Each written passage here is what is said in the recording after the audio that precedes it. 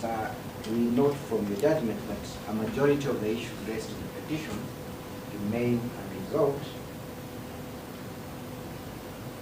Yes. And have been shelved and reserved for determination by the petition pending in Meru.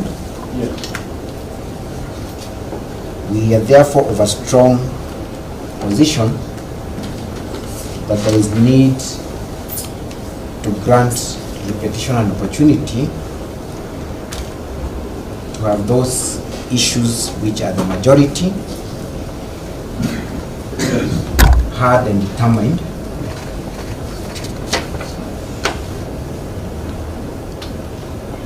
Yes. And since the court has had the opportunity to hear the issues being canvassed by all parties extensively, yes, it will then appreciate the need for the issues, for the very weighty issues, to be determined. yes, As such, Your Lordship, my instructions are to humbly request you to grant us temporary relief in whatever nature, but specifically an order of status quo to be maintained yes, in the prevailing period. A, to allow the petitioner ably prosecute the issues pending before the Meru court. yes, And secondly, to also consider exercising a right of appeal in the Court of Appeal.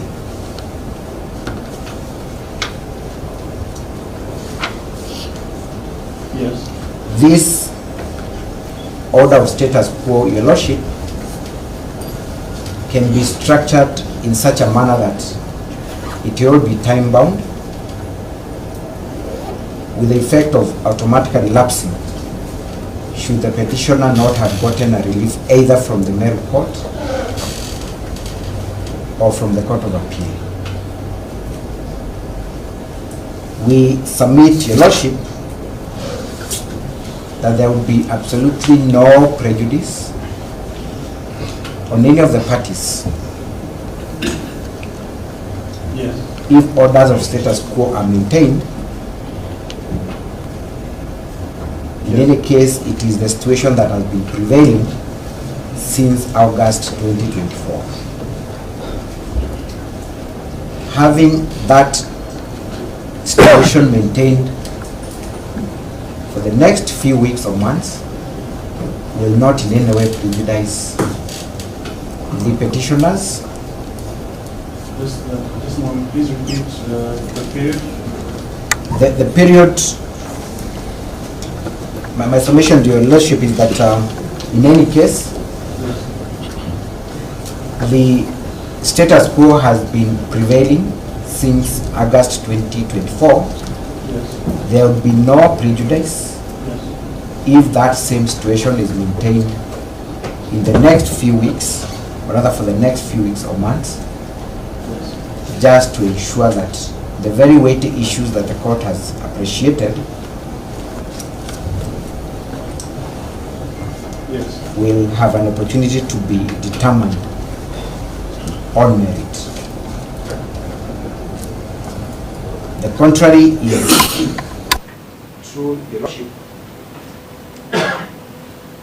that should an order of status quo not be issued, yes, then effectively, whatever is pending in Meru, whatever is pending in the Court of Appeal, like the court has ably noted, is all rendered an academic exercise. yes, By dint of Article 23, we humbly request the court to issue conservatory orders post-judgment. And to expedite our next move, Your Lordship, yes, we humbly then request the court to direct the Deputy Registrar to supply us with type proceedings in this matter. Yes. And a copy of a certified judgment. That is all, Your Lordship. Ms. Sani? Yes, thank you, my lord. My lord, we oppose the application for the first reason that this court has identified. Do you oppose? Yes, we oppose the application. My lord, in the judgment, this court has identified that the petitioner's action of approaching two different courts was for this purpose exactly. This application is meant to dismiss the respondents from enjoying the fruits of their judgments after this court has sat and had parties on merit. I know it is not true that there will be no prejudice. The court has found that on merit, the Senate did conduct a proper process within the law. Yes. And further suspending that process is not in the interest of justice. It is not in the interest of Article 10. And it is not what is envisaged under Article 181. Yes. My lord, the petitioner having been found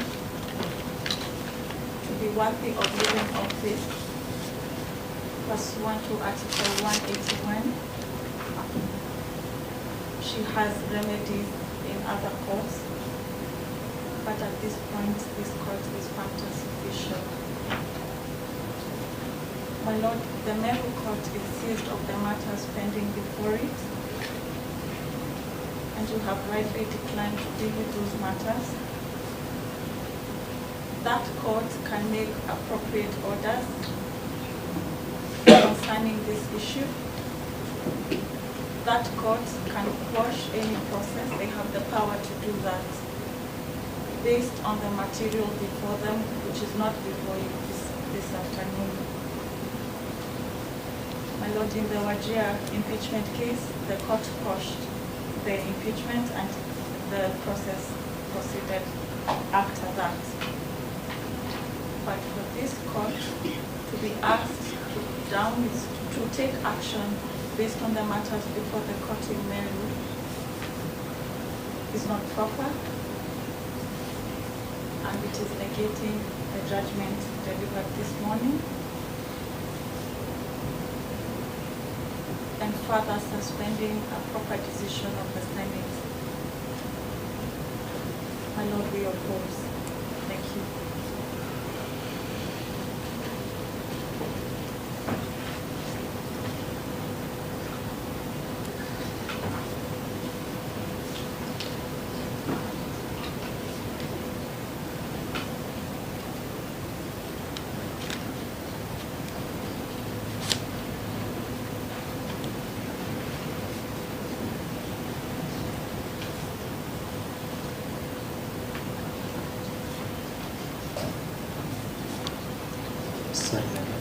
Just a moment. So we have quite a number of interested parties. So I will call on one from each side. First interested party, Councillor Lawi. Thank you, my lord. Yes. It's very for the industry that the court has shown in determining this dispute within the timelines that it has slowed down. My lord, we wish to submit to associate ourselves with the application by the petition with regards to the request for a status quo order. This will enable the parties to ventilate the issues that the court has so referred to the petition that filed in Meru. Yes. These interim orders will be able to avoid the disruption of the governance. We also wish to request for time copy of the proceedings as well as certified copies in time. That is all I will say.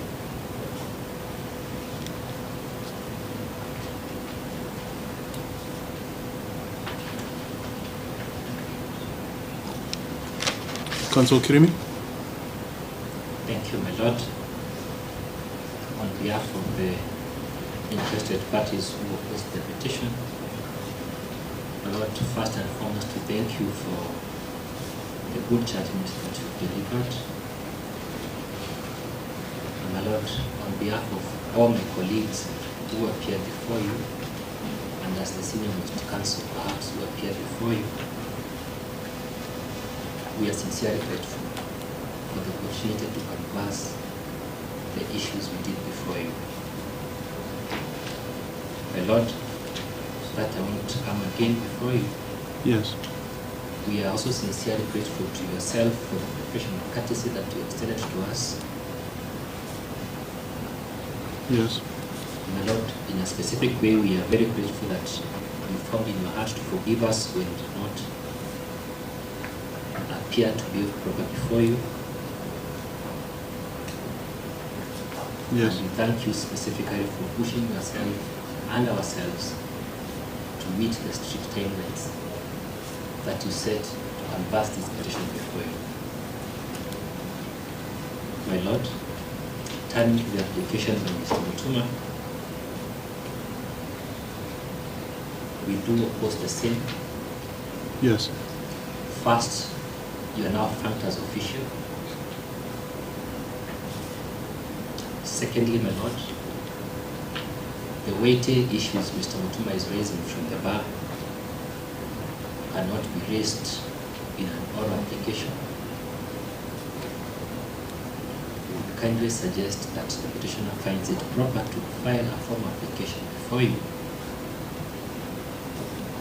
for urgent consideration and for a formal opportunity to all parties opposed hereto to file a response. Thirdly, Your Lordship,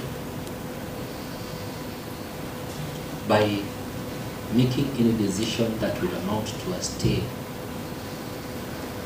of the negative orders we just granted, with all due respect, Your Lordship, you will be sitting on an appeal of your own decision.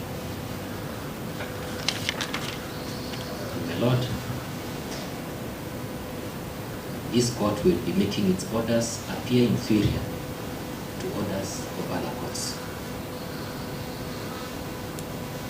We urge Your Lordship not to be persuaded at all to grant any orders of status quo. My Lord, fourthly, Yes. there is grave injustice and prejudice that is going to be suffered by the people of Meru and the voters of whom I represent by an order of status quo or stay or an umpteenth time applied for conservatory order. My Lord, that will be in breach of Article 10 and Article 1 of our Constitution. My Lord, fifthly, we are alive that the petitioner has a right to appeal against the decision. The superior courts may grant orders of stay if properly seized of that legal mandate. But Your Lord, as far as you're concerned, you've done your work. We kindly ask you not to allow a stay of that decision even for a second. People have never been waiting for this judgment. The court has rendered itself. It's upon all of us as parties to take up our other rights, and the constitutional frameworks and set standards should now take effect. We are established. Thank you. So give me about 5 minutes to write. Is the first one to Yes. the amount is not public inside. I beg for 5 minutes to watch Because we have so many interested parties, if I extend to yourselves, for fairness, I'd have to extend to others. It's a straightforward issue. I think every council who walks into a court in this country and beyond has an application for stay in their mind, or how they will attack an application of stay if their side has won. So I'd request that you allow me to give my ruling. And we leave it. I move to the resolution. Thank you.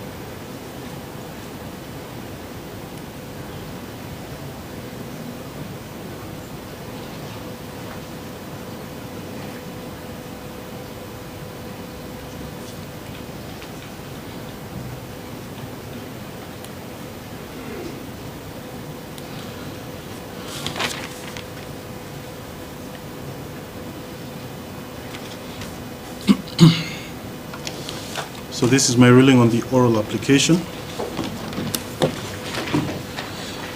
The court has heard and considered the petitioner's application for status quo or stay or interim relief that would maintain the petitioner as the governor of Meru County and stop the consequent actions that the judgment of this court has allowed to take place from being implemented. Learned counsel for the petitioner has argued that the temporary relief Learned counsel for the petitioner has argued that the temporary relief, in whatever form, would allow the petitioner to adequately canvass the pending Meru High Court matter, which in the judgment of this court, a number of issues have been reserved for hearing and determination by that court. Further, Counsel Mutuma submitted that doing so would also allow the petitioner to effectively apply for and exercise her right to appeal to the court above. Counsel Mutuma argues that no party would suffer any prejudice, as in essence, the oral application, if granted, would merely maintain and extend the status quo that has obtained from 21st August 2024 for a few more weeks and months. Learned counsel underscored that, on the contrary, not allowing the oral application would result in significant changes in the governance of the county of Meru and would render the Meru High Court matter or any forthcoming appeal academic. In support, learned counsel for the first interested party, Counsel Lawi, on behalf of all the interested parties supporting the amended petition, echoed the submissions of petitioner's counsel and reinforced the need for a status quo order to allow for a seamless appeal process as well as a seamless hearing and determination of the other matter. Counsel Thanji, learned counsel for the respondent, opposed the oral application. She observed that the court is now functus officio and the petitioner has other avenues in a matter that is still pending, being the Meru High Court matter, or upon appeal. She concluded by noting that the judgment was clear that the Senate's actions and resolution were constitutional, and thus it would not be proper to suspend that action, and also this own court's judgment delivered earlier in today's session.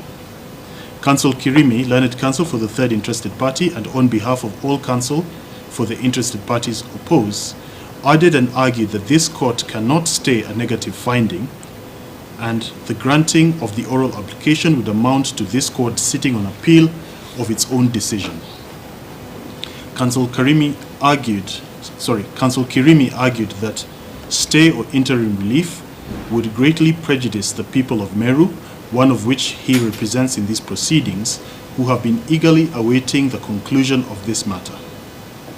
The grant of the orders sought orally would also prolong the uncertainty in Meru County.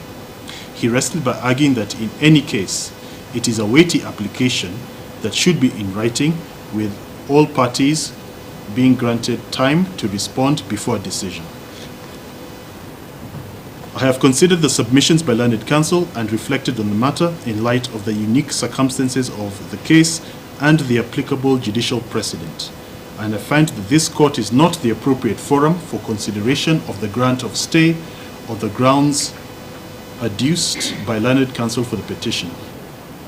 Counsel explicitly referenced other fora that are, to my mind, better placed to consider and apply the injunctive relief sought on the basis of cases filed and pending before them or to be filed before them. I'm also satisfied that the Constitution and statute law provide for subsequent processes that would address any governance challenges that would arise from the operationalization of this judgment delivered a few moments ago.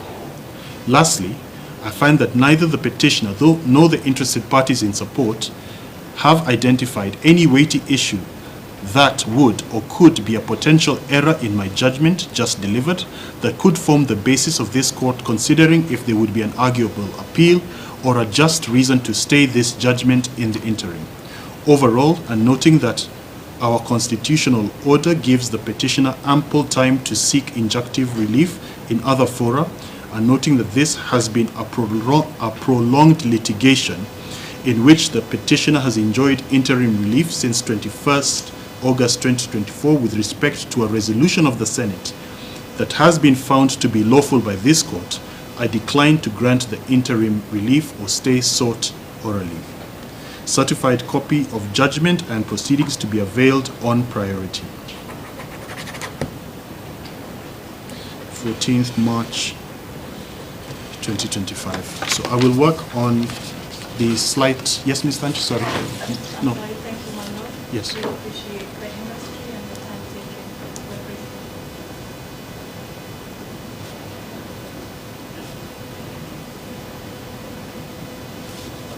Council Mutuma? Yes, sir. Thank you, Your Lordship, again for the industry. For your time is ruling. Your vibrant.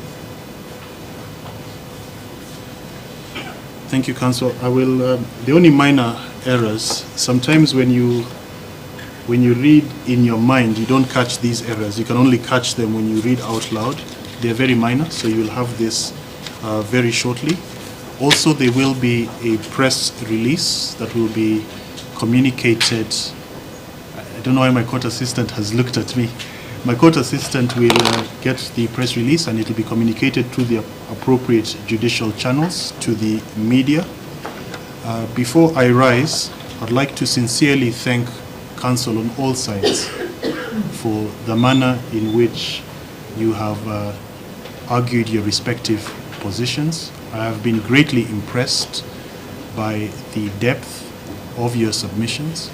And even as a judge, I can safely say that I have learned things from reading your submissions and the manner in which you argued your respective cases. I look forward to seeing you all in future matters. Thank you. Have a good day, all of you.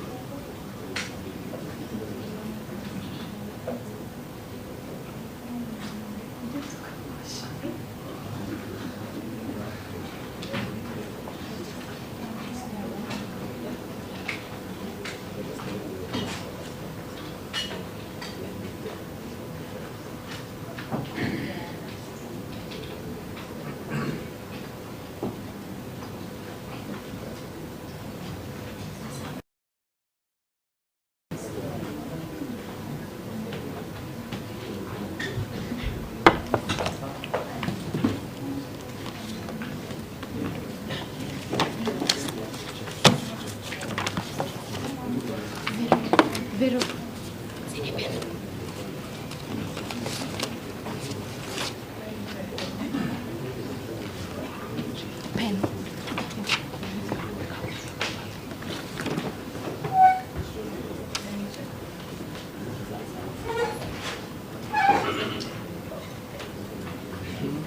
Deputy.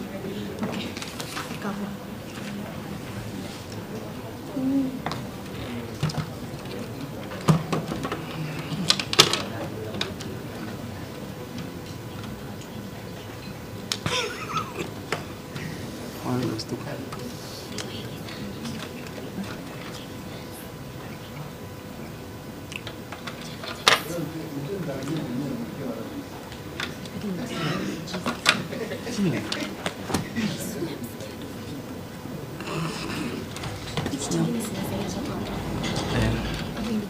Ukiwa ready. Hapana.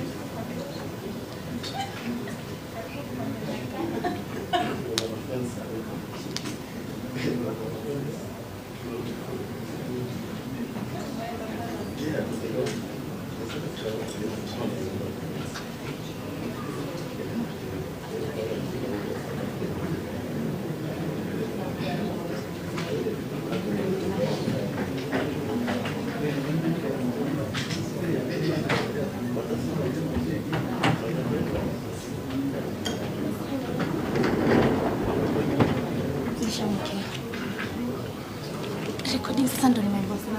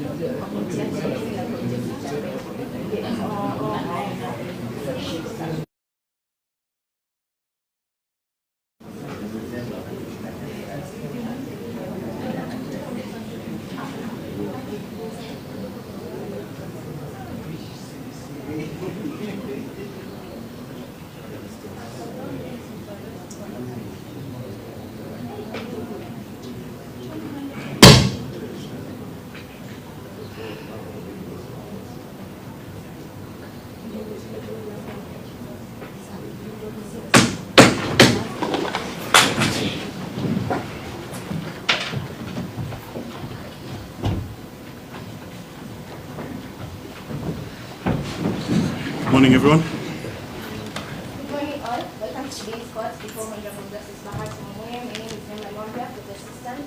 The matter coming up for judgment is Petition E for 29 of 2024. Honorable Kawira, Mwangaza, by the Speaker of the Senate of Kenya and others. Thank you. Who's in the matter?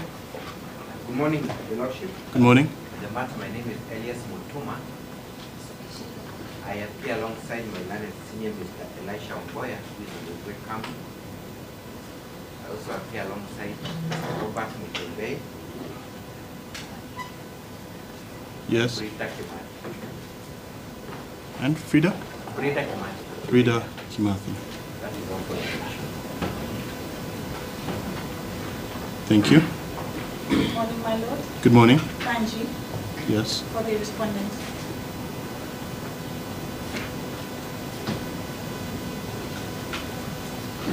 Thank you. Good morning, my lord. Good morning. My name is Boniface Meru. Yes. I appear for the fifth interested party. My colleagues, I also want to brief for Mr. Kireni for the third interested party. He's on his way to the court. Yes. Benson Kenya appears for the fourth interested party, is present. And Mr. Eric Muriuki appears for the fifth interested, for the sixth interested party. Benson Kenya for the? For the fourth interested party, that is the speaker. Yes. And Eric Muriuki for the sixth interested party. Thank you. Good morning, my lord. Good morning. That matter, my name is Lawi. I appear alongside Ms. Mwangaza, who's present in court. Yes. For the first interested party. Council Governors. Thank you. Most Honorable Judge. Yes, good morning. morning. Yes. I appear alongside Ms. Kawira, who is present in court, holding brief for Ms. Hughesby Malas, to the record of Frida Kenya, the second interested party. Thank you. Good morning, my lord. Good morning. Designing Jamway for the seventh interested party.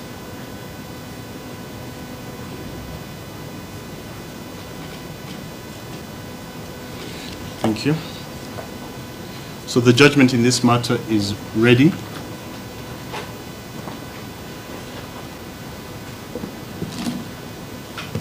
We have also prepared a media summary, which I will release at the conclusion of reading the judgment. We have 2 hard copies that I will also release to the parties, one side to the petitioner and one to the respondent.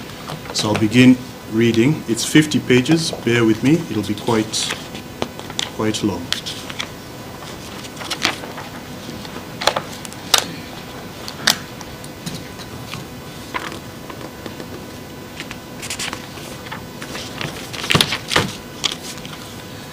The petitioner herein filed a petition dated 21st August 2024 and thereafter, with the leave of the court, an amended petition dated 23rd December 2024, seeking the following orders. A declaration that the refusal, failure, and neglect of the respondent to make a ruling on the question of whether the Senate could debate and make a resolution on a motion involving matters actively pending before a court of law, including an order halting the impeachment process of the petitioner, was arbitrary, high-handed, unlawful, and a violation of the constitutional principles of constitutionalism and the rule of law.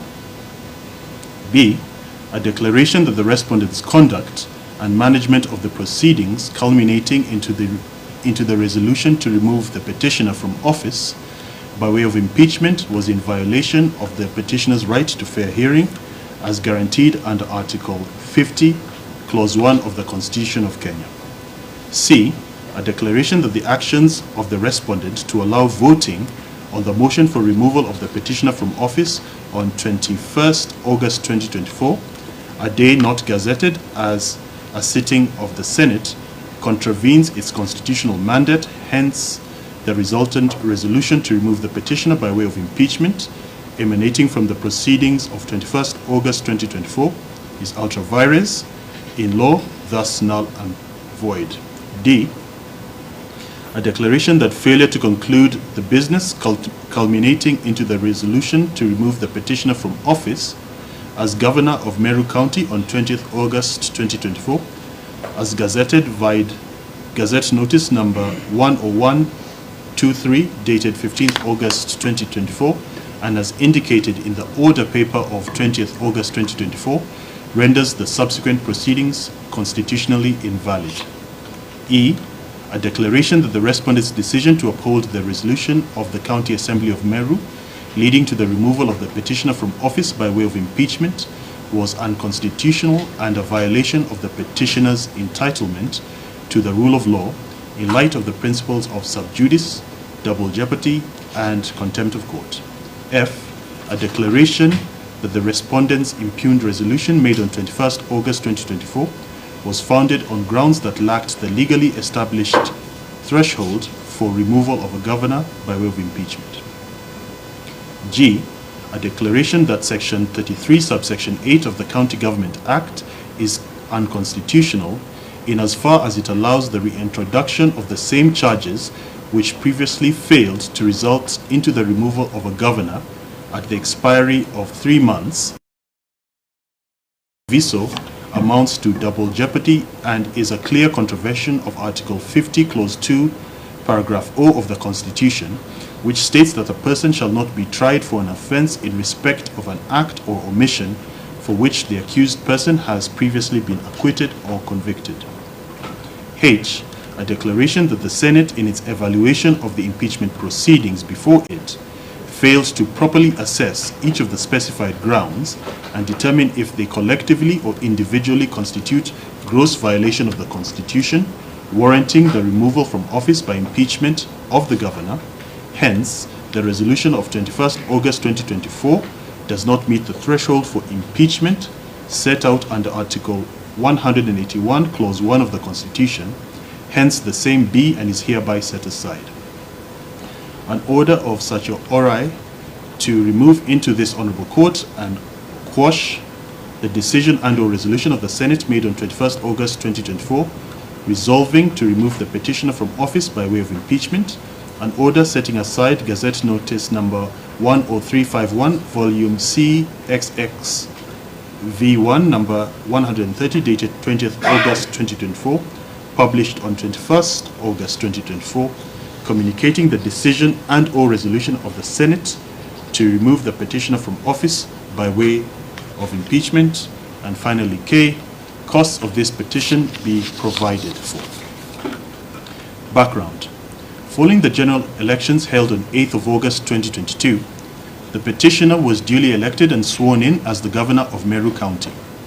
The petitioner has faced a series of impeachment motions by the County Assembly of Meru, with a motion dated 31st July 2024 receiving an affirmative vote by the 5th interested party on 8th August 2024, which was forwarded to the Senate on the 9th August 2024 pursuant to Article 181 of the Constitution, as read together with Section 33 of the County Government Act.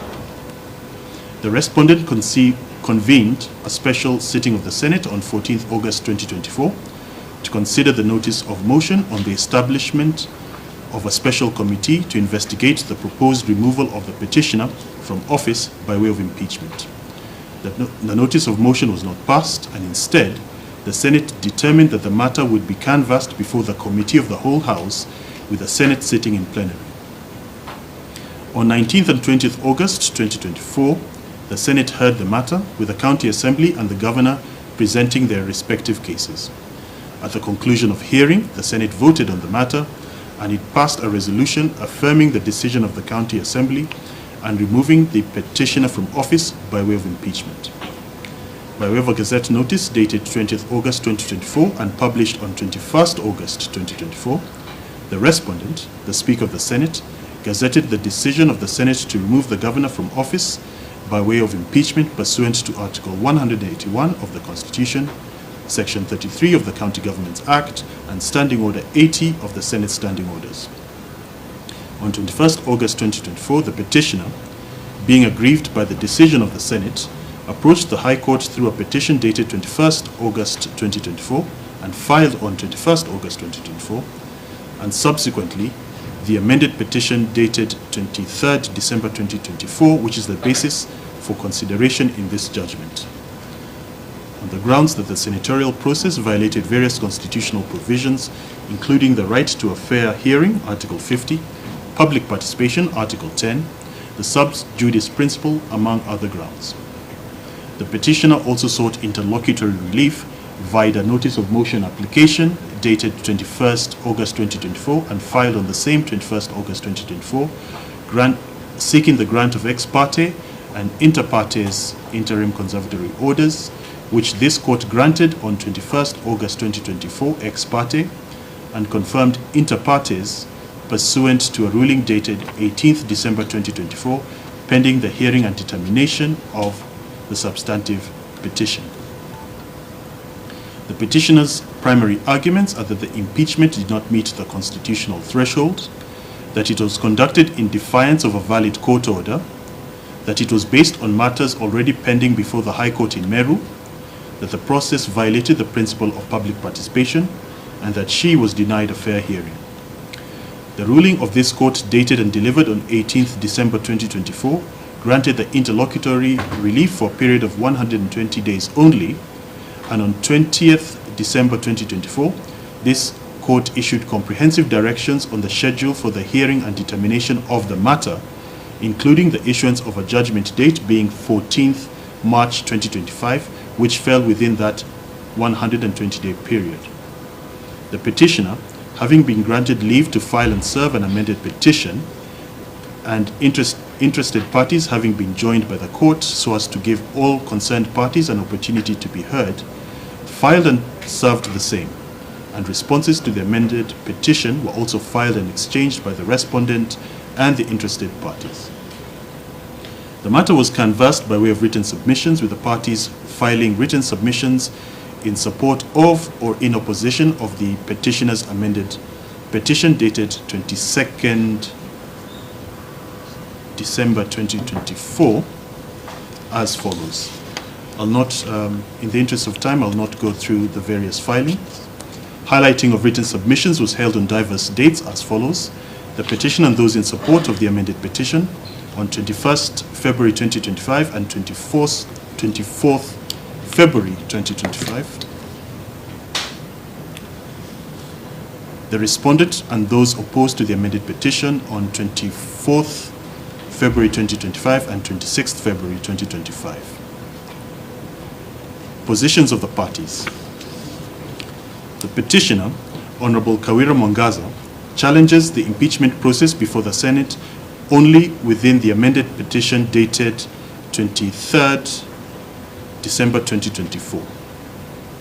The petitioner has made clear that the ambit of the amended petition before this court is limited to the actions and decisions of the Senate, of the respondent and the Senate, with a substantive challenge to the actions and decisions of the County Assembly being a matter that is being canvassed in another petition filed before the High Court sitting in Meru High Court Constitutional and Human Rights Petition number E013 of 2024, which is still pending before that court and is awaiting full hearing and determination. The petitioner's grievances before this court and in this amended petition are thus limited only to the actions, omissions, and decisions of the Senate in the Senate's consideration and determination of the motion received by the Senate from the County Assembly that culminated in the impugned vote and resolution of the Senate made on 21st August 2024. The petitioner asserts that the impeachment was not only procedurally flawed, but also unconstitutional. She contends that several breaches of her fundamental rights, as enshrined in the Constitution of Kenya, occurred throughout the impeachment process before the Senate. Those breaches include violations of her right to fair hearing, the subversion of court orders, the illegal handling of sub judice matters. The petitioner also argues that the actions by the Senate in considering the motion by the County Assembly were in direct contravention of both national laws and judicial precedents that govern impeachment procedures. At the heart of the amended petition is the claim that her removal was tainted by legal irregularities and thus must be declared null and void. The petitioner asserts that the High Court has jurisdiction to hear this matter based on Articles 165, 3b and d of the Constitution of Kenya. According to these provisions, the High Court has the mandate to determine whether any action by state organ, in this case the Senate, is in violation of the Constitution. The petitioner emphasizes that this case revolves around the interpretation and application of constitutional rights, such as the right to a fair hearing and the right to hold public office, which falls squarely within the High Court's jurisdiction. Additionally, she invokes Article 23, Clause 1, which grants the High Court authority to issue orders for the enforcement of the Bill of Rights. The petitioner also argues that judicial review powers under Article 23, Clause 3, Paragraph F provide the court with the authority to quash any unconstitutional proceedings or decisions that infringe upon her rights, as the Senate was acting as a quasi-judicial body and thus is amenable to the supervisory jurisdiction of the High Court pursuant to Article 165, Clause 6 of the Constitution. The petitioner further holds that the respondent, the Speaker of the Senate, is a proper party capable of being sued in these proceedings.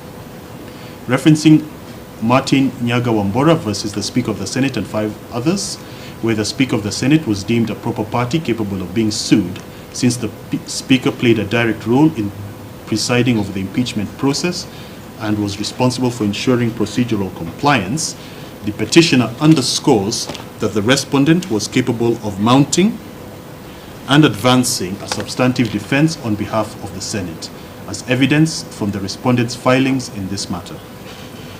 In addition to the respondent having a direct role in the unconstitutionalities and illegalities with which she is aggrieved. The petitioner emphasizes that the Speaker of the Senate permitted the introduction and continuation of the impeachment process before the Senate, which then proceeded to hear and determine the matter, despite the issuance and pendency of conservatory orders by the High Court sitting at Meru. Those orders, which were granted in response to the petitioner's application, ordered a halt to the impeachment process, and thus the Speaker of the Senate and the Senate were in violation of a court order when the Senate heard and determined the motion laid before the Senate. The petitioner contends that this defiance of court orders is not merely a procedural misstep, but a direct violation of the rule of law and judicial authority. The fact that the respondent, despite being aware of the Meru High Court's ruling dated, and the orders therein, chose to permit the Senate to proceed is, in the mind of a petitioner, a clear and determinative violation of the Constitution, which renders all subsequent actions and decisions of the Senate null and void. To buttress this argument, the petitioner has drawn the attention of this court to the Meru High Court's ruling on contempt of court, which was delivered on 13th February 2025, in which it confirmed that the County Assembly, its Speaker, and the mover of the motion were found to have acted in contempt of court for having introduced a fresh impeachment motion, which is the impeachment motion that was heard and determined by the Senate. Turning to the sub judice rule argument, the petitioner argues that several issues that formed the basis of the impeachment charges, such as the employment dispute involving, I'll not name the parties, were already pending in courts of competent jurisdiction. These issues were thus sub judice in the mind of the petitioner, meaning they were under active judicial consideration, and thus their discussion in the Senate was unlawful.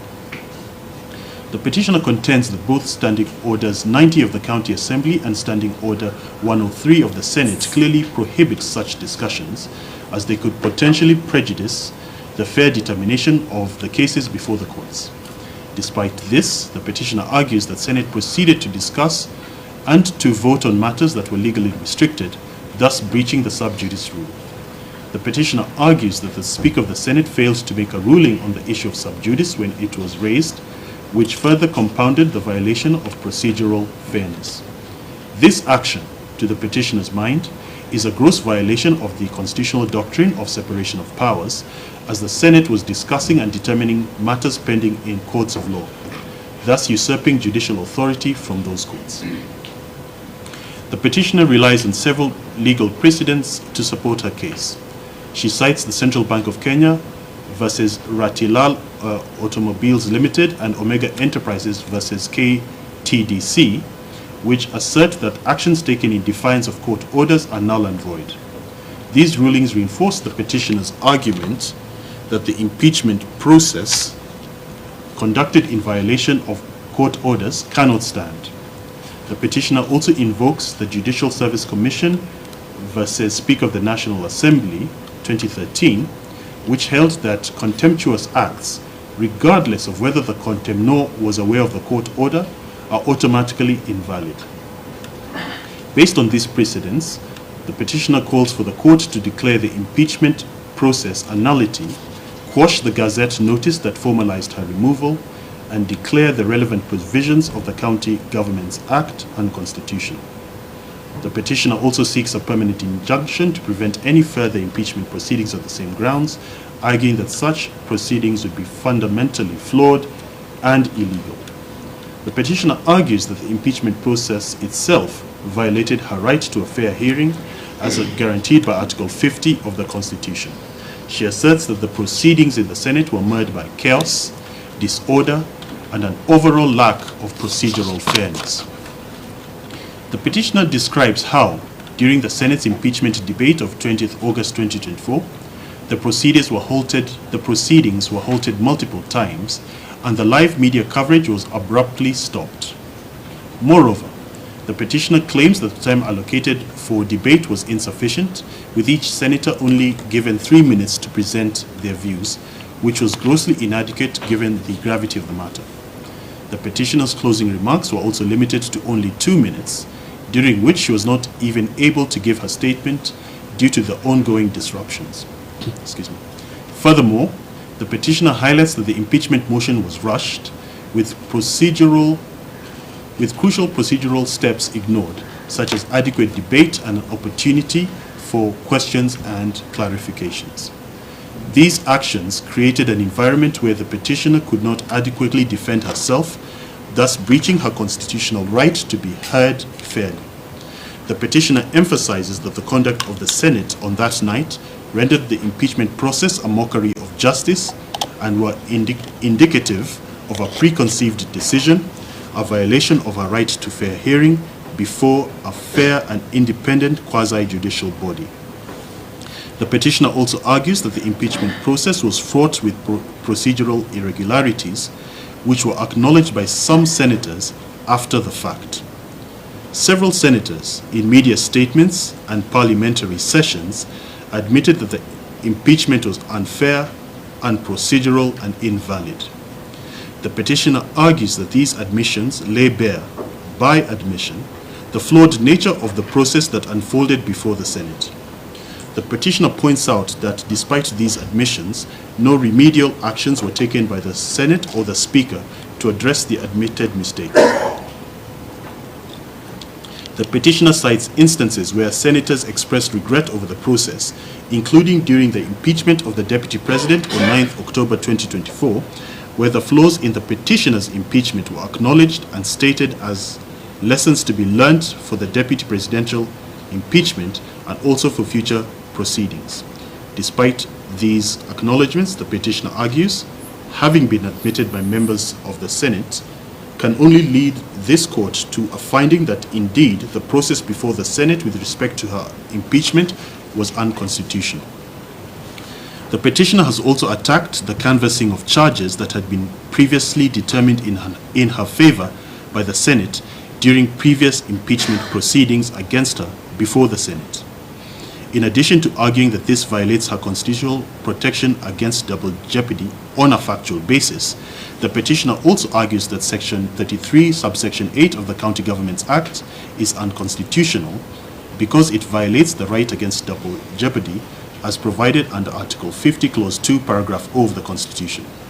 The petitioner asserts that this provision allows for the removal of a governor through impeachment based on issues that have already been adjudicated by the Senate or matters that had formed the basis for previous impeachment motions by the Senate, and it violates the constitutional protection against both double jeopardy and also fair hearing. In conclusion, the petitioner argues that the impeachment process before the Senate was marred by a series of constitutional violations, procedural defects, and contempt of court.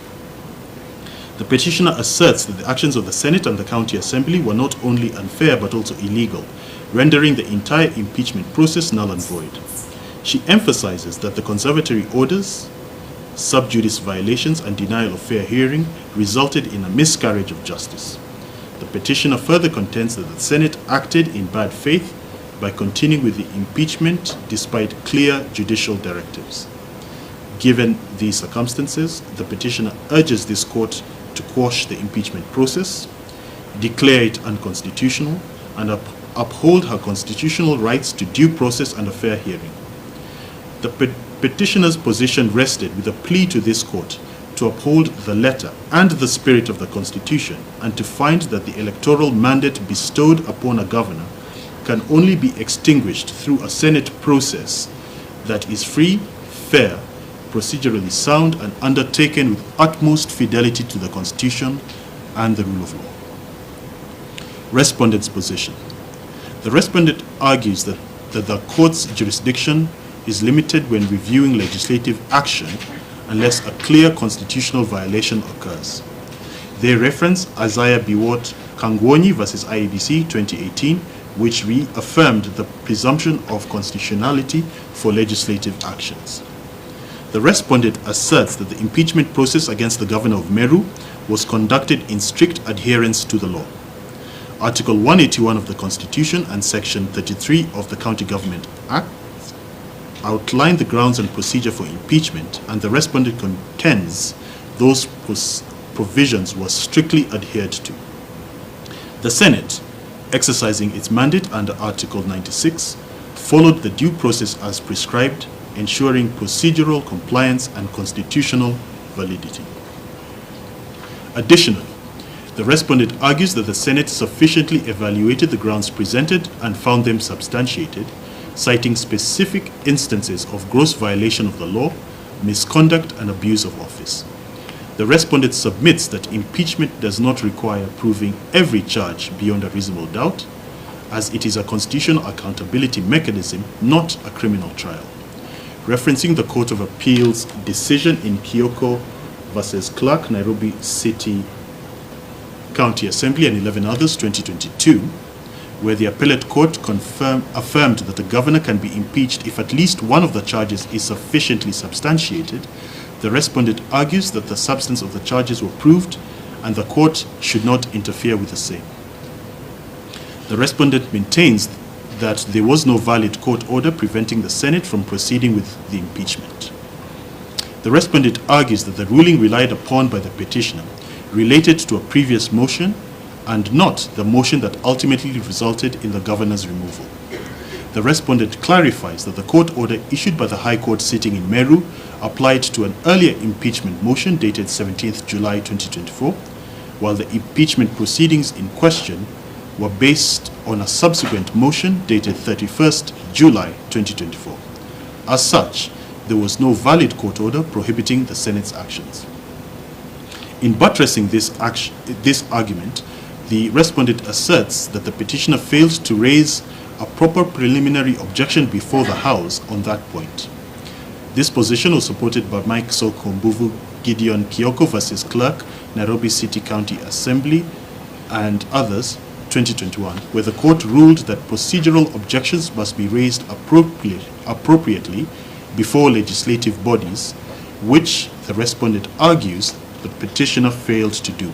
Thus, the respondent argues that neither the Speaker nor the House can be faulted on this limb, as the petitioner herself failed to appropriately move the Senate for it to determine the question. The respondent submits the impeachment proceedings were conducted in accordance with the standing orders of the Senate. The Speaker provided necessary notifications and scheduled hearings which allowed both the Governor and the County Assembly to participate in the process. The Governor was granted an opportunity to respond to allegations and was represented by legal counsel, negating claims of procedural unfairness. The respondent insists that the Governor was accorded a fair hearing throughout the process. She was given an opportunity to respond to the allegations, was represented by legal counsel, and she had the chance to cross-examine witnesses. The respondent argues that the Governor was given an opportunity to make closing remarks but declined to do so. The argument that she was denied the right to be heard is therefore unfounded, since she was fully represented by legal counsel who made statements on her behalf.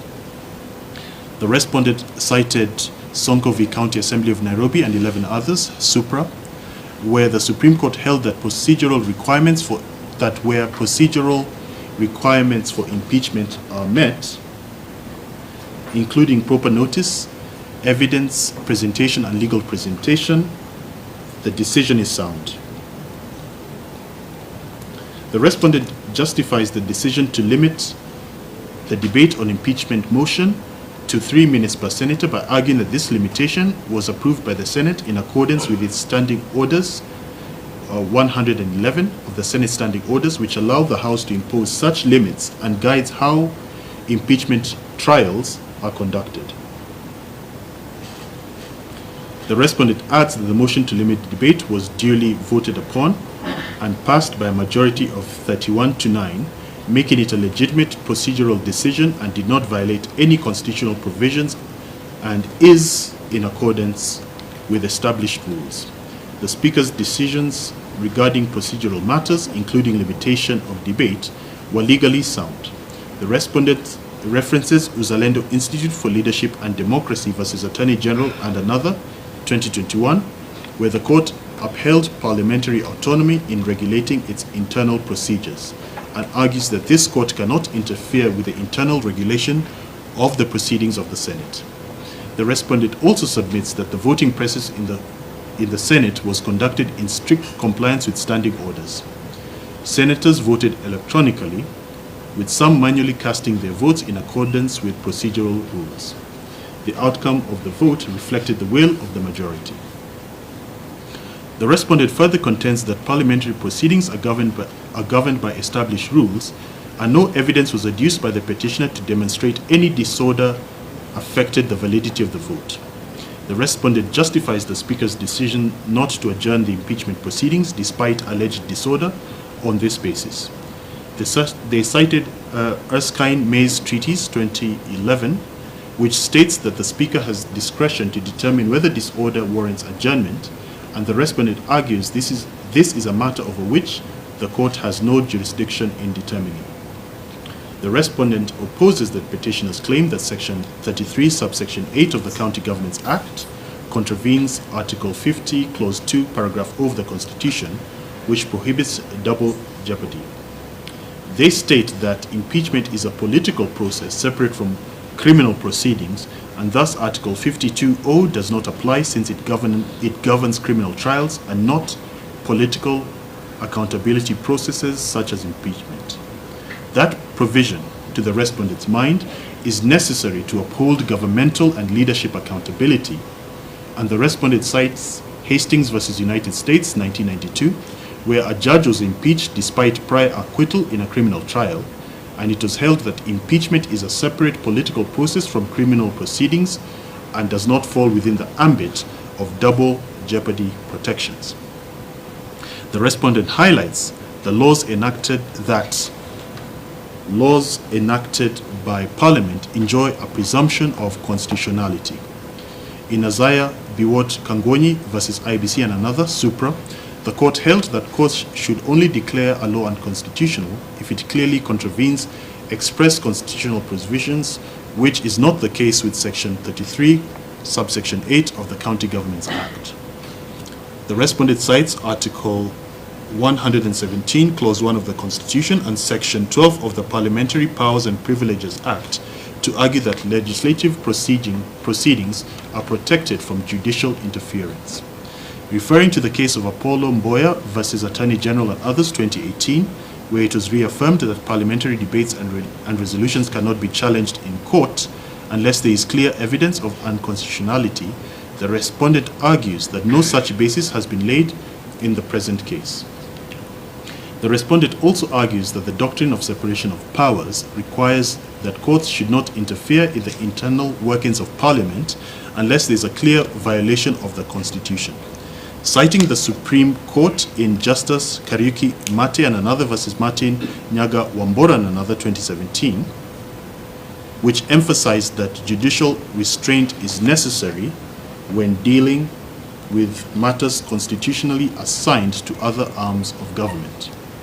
The respondent challenges the probative value of the petitioner's evidence, including social media posts and newspaper articles, arguing that they constitute hearsay and thus were inadmissible for failing to meet the requirements of the Evidence Act.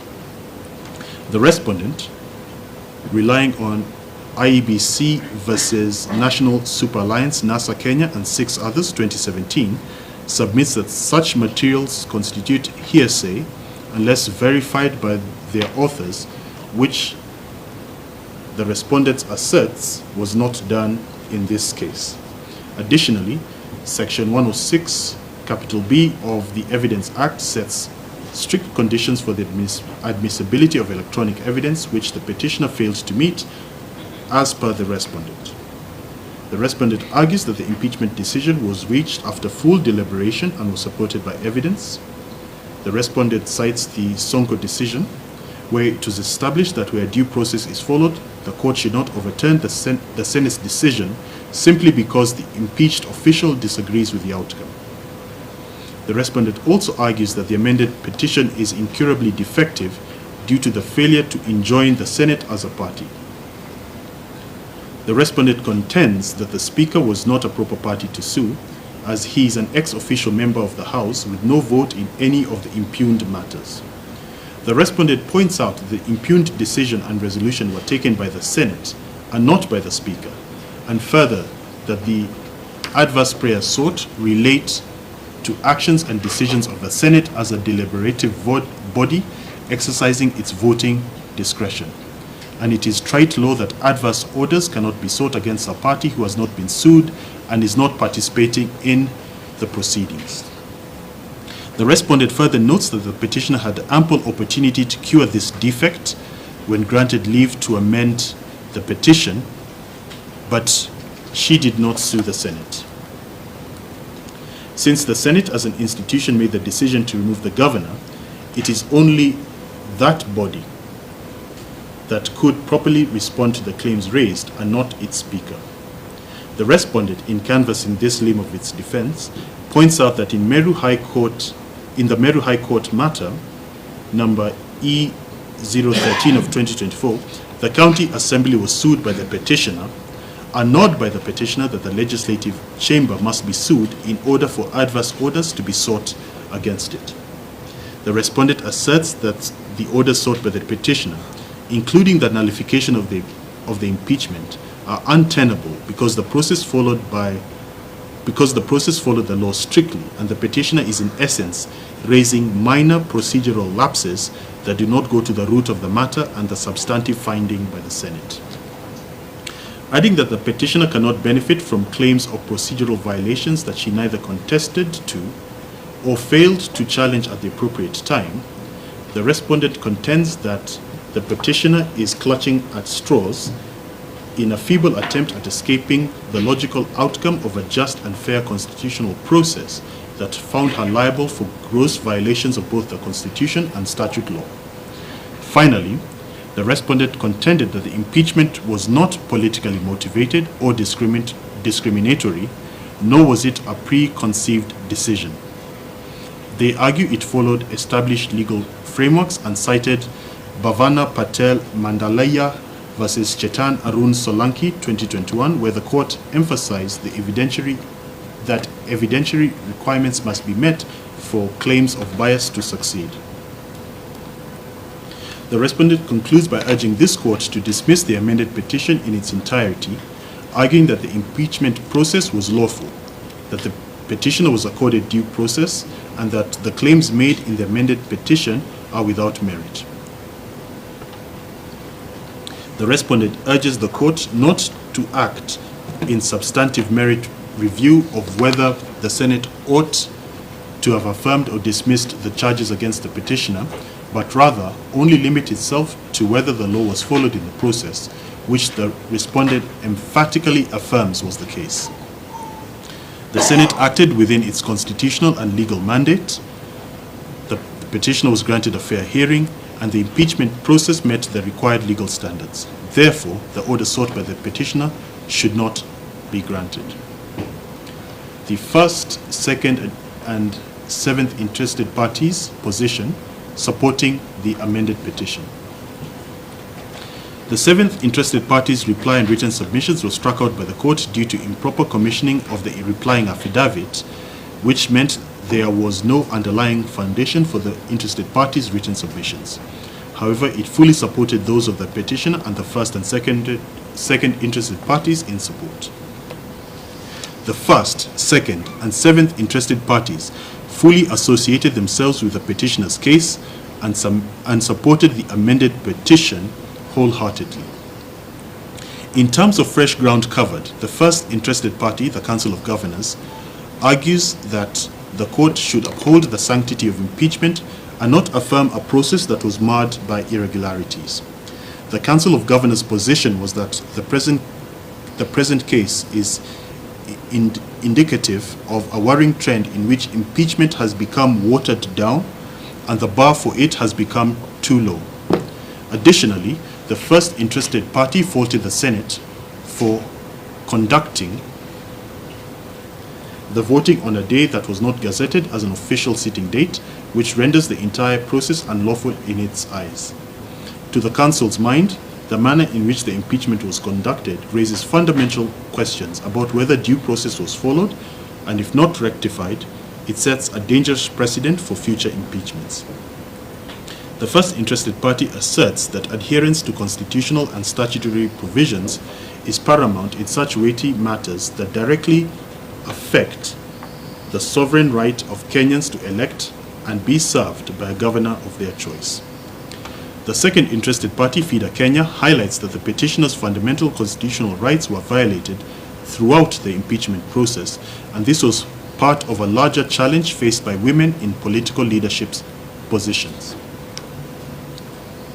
The second interested party echoed the averments by the petitioner in her supporting affidavit that she was subjected to gender discrimination, contrary to Article 27 of the Constitution, and the petitioner's right to equal treatment and equal protection of the law were manifestly violated by the Senate in its proceedings. Article 50 of the Constitution guarantees every person the right to a fair hearing, yet the petitioner was denied this right when she was not allowed to present closing arguments before the Senate. This deprivation goes against established legal practices and fairness standards, and this was submitted by the second interested parties. On the key constitutional requirements for impeachment, which is public participation, the second interested party notes that the process did not meet the constitutional standards required under the law. The second interested party also raises serious concerns about gender discrimination in the impeachment process. The petitioner, being a female governor in a society which both the petitioner and the second interested party stated has strong patriarchal structures, has been subjected to relentless political persecution.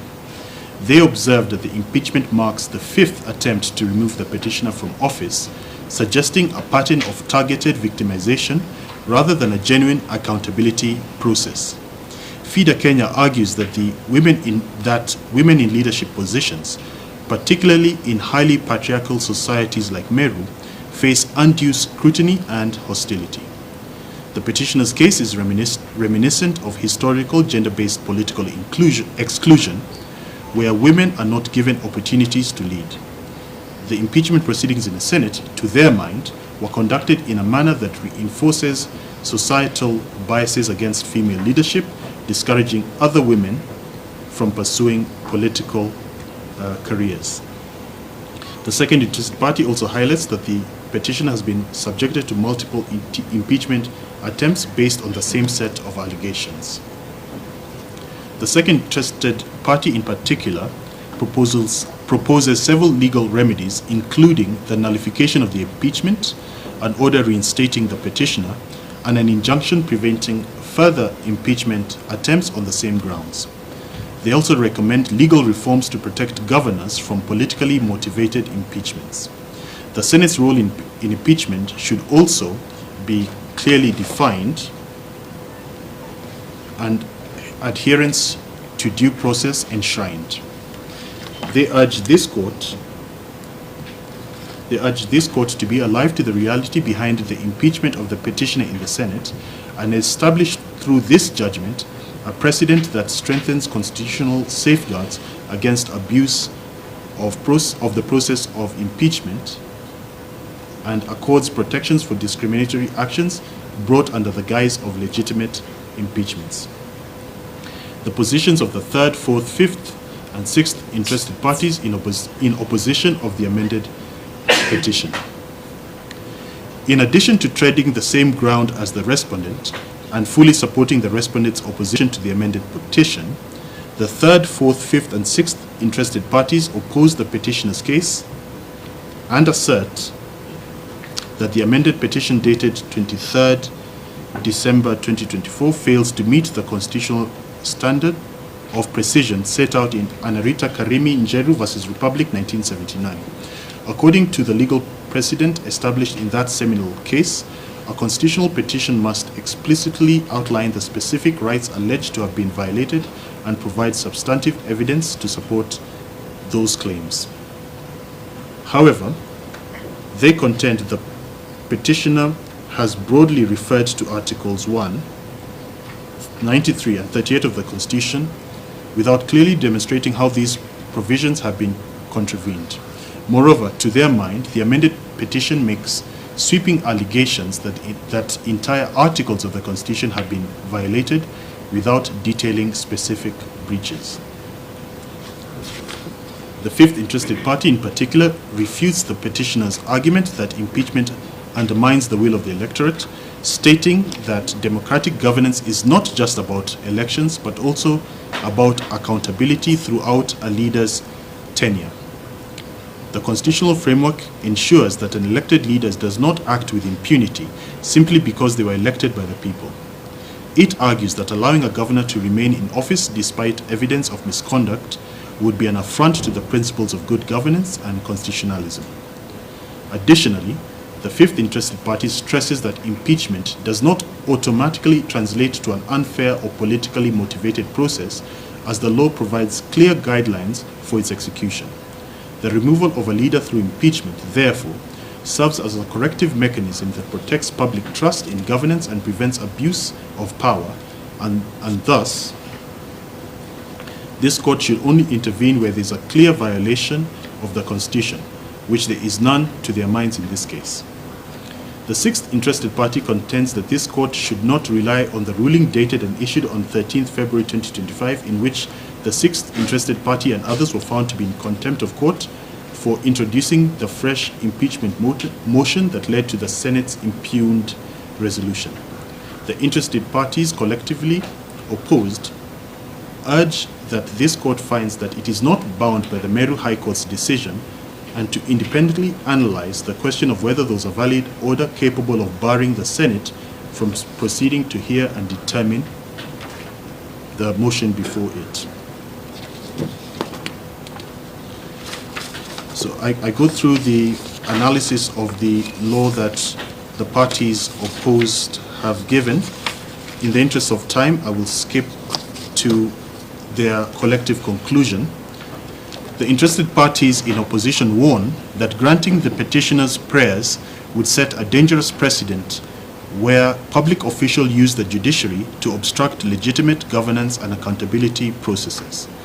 They further assert that any alleged procedural irregularities in the impeachment process do not justify overturning the entire process as long as the substantive grounds for removal were legally sound. The court, they argue, must uphold the rule of law and ensure that democratic institutions can function without undue interference from the judiciary. The interested parties who opposed the amended petition therefore urge the court to dismiss the amended petition with costs. Issues for determination.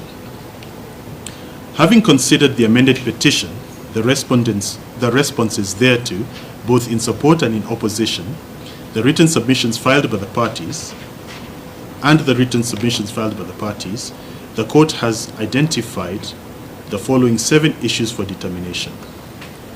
A, whether the respondent was a proper party and whether the order sought against the Senate can issue.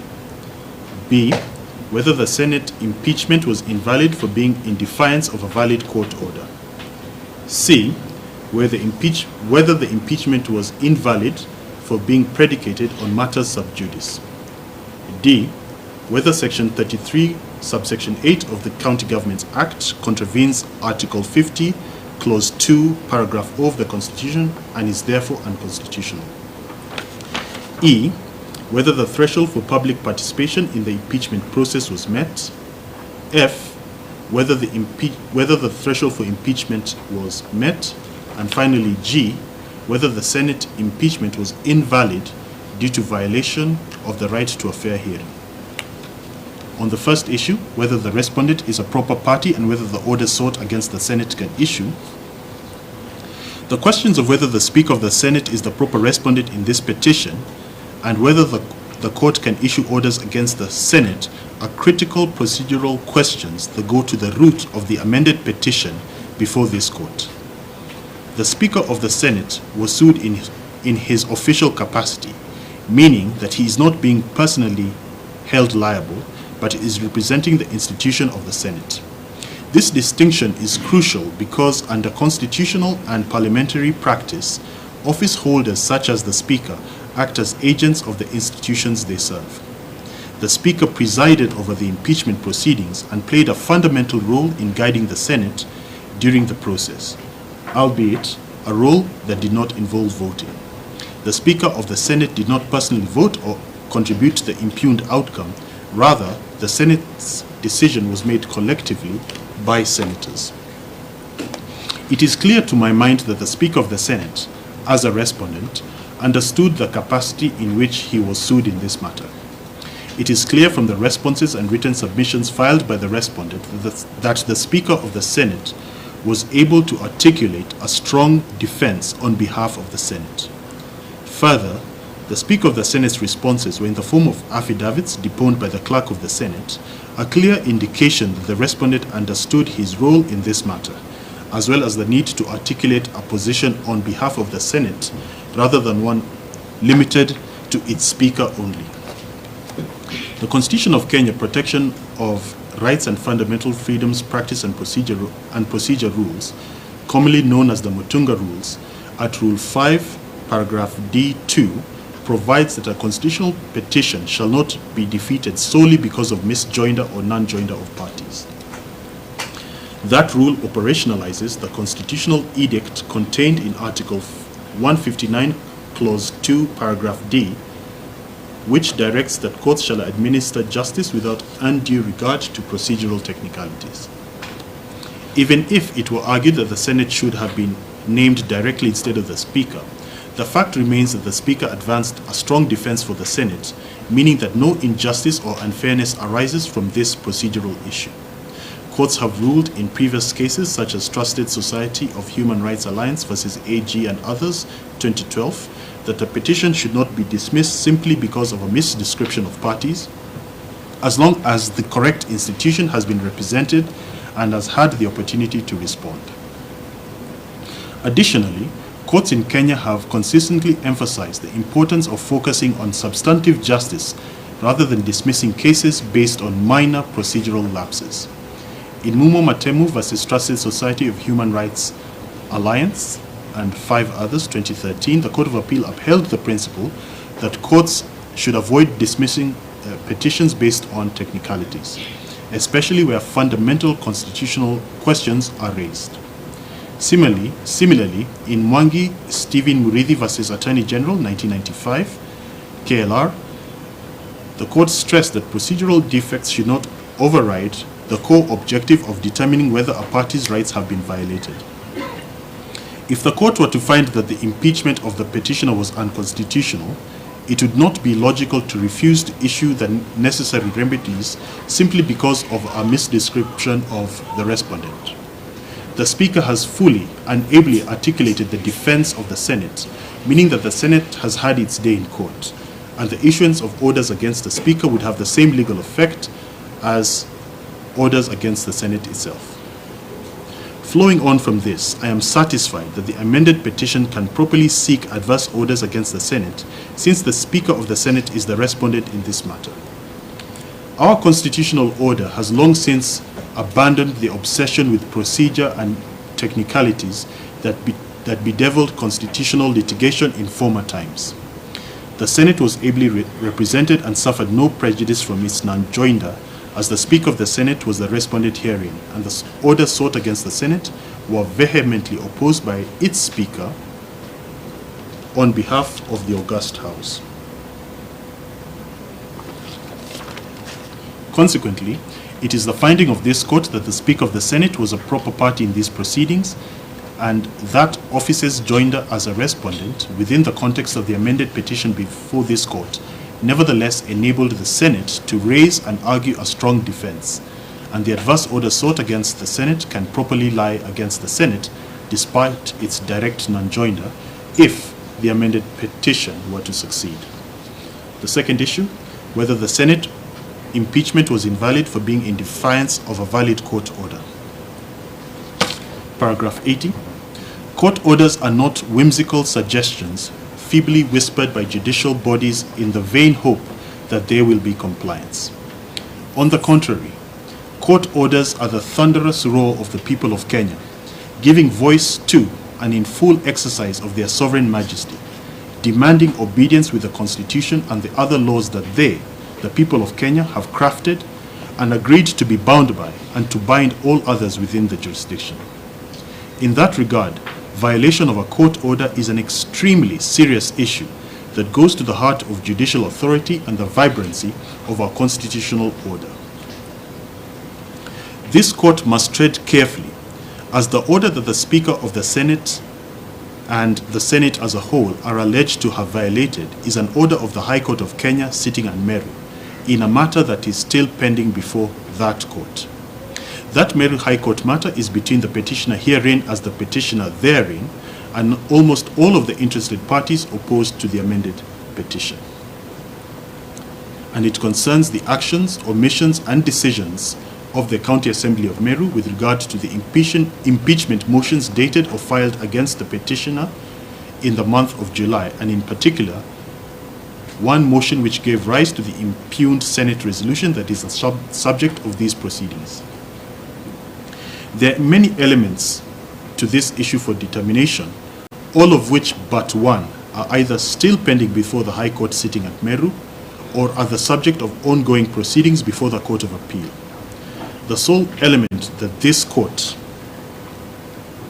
can safely carve out from the rest is the question of whether the Speaker of the Senate and the Senate not being parties in those Meru proceedings, could have reasonably been expected to understand the Meru High Court's stated intention that the orders in the ruling dated 24th July 2024 by Kasan J applied to any future motions by the County Assembly, such as the one dated 31st July 2024, which is the subject of the Senate's consideration and impugned decision, in addition to the one referenced in the ruling being the motion dated 15th July 2024. That position was articulated clearly by the High Court sitting in Meru in its contempt of court ruling dated 13th February 2025. But that ruling came long after the Senate's impugned actions and decisions. Looking at the ruling and the orders therein, it would be reasonable to conclude that the Senate and its Speaker may not have immediately discerned that meaning from the wording of the ruling. Without being a party to those proceedings, I am satisfied that the Speaker and the Senate could not have been reasonably expected to appreciate the intention of the Meru High Court, and thus they cannot be faulted for proceeding as they did. I am equally satisfied that the petitioner herein failed to properly advance the issue of the court order before the Senate. I agree with the respondent that a letter to the Speaker of the Senate is not the proper way to raise a preliminary objection as per the Senate's internal rules, any more than a letter to a judicial officer would be a proper way to raise a preliminary objection before a court. While it can be argued that the Senate should have sought judicial clarification before proceeding with impeachment, I find that it would have been better for the petitioner, a party in those Meru High Court proceedings, to have been proactive and placed that material clarification before the Senate, in addition to properly moving the Senate as per its internal rules. The petitioner ought to have extracted the order from the ruling of Kasan J and formally placed it before the Senate, or filed the necessary process before the High Court sitting in Meru to create an express situation where the Senate could not have proceeded without expressly violating a court order of which they had direct knowledge. By not doing so, the petitioner created a gap in which the benefit of doubt must favor the respondent and the Senate. Additionally, this court notes that the Court of Appeal at Nyeri, in a ruling dated 5th March 2025 in civil application number E020 of 2025 as consolidated with civil application number E021 of 2025 has ordered as follows. I will not read the order. The Court of Appeal is now seized with a wider question of whether there was a valid Meru High Court order capable of being violated and resulting in contempt of court. All this court can safely determine is that the Senate's resolution cannot be justly quashed on the basis of an alleged violation of the Meru High Court's orders in circumstances where the ruling and orders dated and issued on 24th July 2024 by the High Court sitting in Meru were likely unclear to persons not being parties to those proceedings, such as the respondent herein, and whose interpretation may be successfully challenged in the Court of Appeal, and whose interpretation and application in August of 2024 is still the subject of court proceedings in other fora in March of 2025. On that basis, the respondent and the Senate should be and are given the benefit of the doubt, and I find that the petition has not established to the required legal standard that the respondent and the Senate violated a valid court order for the purposes of these proceedings. Paragraph 88. That being said, it would be remiss of this court not to speak plainly on what would have been the outcome had the petitioner laid that basis. Simply, the amended petition would have succeeded on that ground alone. If it was settled or open to be settled by this court that the impeachment motion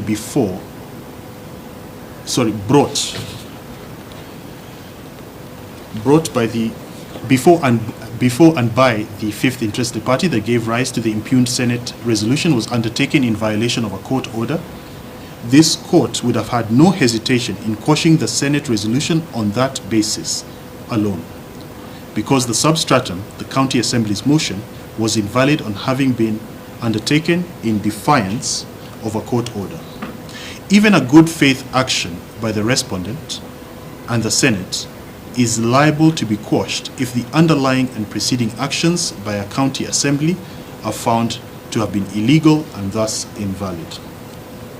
Whether the Senate impeachment was invalid for being predicated on matters sub judice. Paragraph 89. The doctrine of sub judice is an important legal principle that prevents courts and other adjudicatory bodies from deliberating on matters that are actively pending before another court of law or adjudicatory body. The petitioner argues that the Senate's impeachment process was invalid because it was based on matters that were already pending before the High Court in Meru and other courts, thus violating this rule. The purpose of sub judice is to ensure that judicial decisions are made without interference or parallel proceedings that could lead to conflicting judgments. The sub judice principle is well established in Kenyan law and is expressly recognized under Standing Order 92 of the Senate Standing Orders. Standing Order 92 states that senators shall not refer to matters that are pending in court if doing so would prejudice the fair determination of the case. However, the Standing Order also includes an exemption, allowing the Senate to proceed if the Speaker determines that the matter is of overriding public interest. This means while the doctrine of sub judice generally applies in the Senate, it is not absolute, particularly in cases where the Senate is exercising its constitutional oversight functions. Courts have also provided guidance on the application of sub judice. In Kenya National Commission on Human Rights versus Attorney General 2020, the court stated that the sub judice rule is meant to protect judicial proceedings from undue influence and ensure that courts, rather than legislative bodies, are the final arbiters of legal disputes. However, in Republic versus Chief Magistrate Milimani and two others, ex parte Tusker Mattresses Limited and three others, 2013, the court clarified that sub judice only applies when the matters being adjudicated are substantially similar and the second forum's decision could prejudice the ongoing court case. Therefore, the critical question is whether the Senate's deliberations were substantially the same as the issues pending in the High Court in Meru and other courts, and whether the impeachment proceedings prejudiced or would likely prejudice the fair adjudication of the pending cases. Despite the petitioner's reliance on the sub judice rule, the Senate was not necessarily barred from proceeding with impeachment. The respondent argues that the Senate Speaker was within his powers to allow the process to continue under the public interest exception in Standing Order 92. Furthermore, courts have consistently ruled that parliamentary proceedings, including impeachment, should not be halted simply because there is a pending court case unless there is a direct risk of judicial interference. Neither the petitioner nor any of the interested parties supporting the amended petition have been able to demonstrate a sufficient likelihood that there would be, or there would likely be, a significant negative effect from the Senate having considered matters that were the subject of pending court cases. A Senate resolution that touches in whole or in part on a subject matter that is pending in courts of law is, of course, not binding on those courts.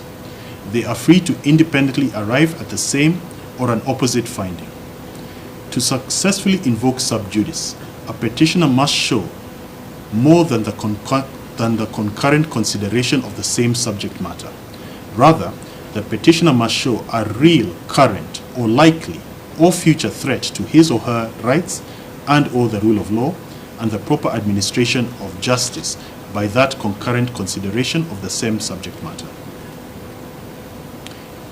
To hold otherwise, as a general rule, would be to subordinate the Senate's exercise of its constitutional mandate with regard to impeachment to judicial processes whose progression and timelines may be uncertain. The doctrine of separation of powers must be a two-way street. Unless in clear cases where there is an identifiable threat to constitutional rights, the rule of law and/or the proper administration of justice coupled with a significant harm or the likelihood of significant harm, Parliament's discussion of a matter pending before a court of law should not result in the invalidation of any consequent action it takes. Parliament should, of course, exercise great restraint in deliberating matters that are pending before the courts, and should do so in a limited manner, and should do so very rarely and only in the most pressing of instances. Parliament is not just any other body. It is a collection of elected and nominated representatives of the people of Kenya, sitting in two houses that are deliberative chambers with immense gravitas and the ability to shape and sway public opinion. I note that the petitioner has articulated a similar sub judice challenge in the Meru High Court matter, directed at the proceedings before and by the County Assembly. This court's findings on sub judice are limited to the four corners of this amended petition and the impugned proceedings and resolution of the Senate, and this court makes no finding on that sub judice element as it applied to the County Assembly's proceedings. In conclusion, under this limb, it is the finding of this court that the amended petition has not successfully laid the required basis for interference by this court with the resolution of the Senate on the grounds of sub judice. Next, whether Section 33, subsection 8 of the Constitution of the County Governments Act contravenes Article 50, Clause 2, Paragraph O of the Constitution and is therefore unconstitutional. At this juncture, it is proper that this court comments on the petitioner's choice of filing and arguing two distinct High Court constitutional petitions concurrently, one in Meru against the County Assembly's actions and another in Milimani, Nairobi against the Senate's impeachment process. The respondent and the interested parties who oppose the amended petition have unsuccessfully argued that the present proceedings are sub judice those pending before the Meru High Court, and they are unsuccessful in that regard because even from their own filings it is clear that they appreciated the distinction between the two cases.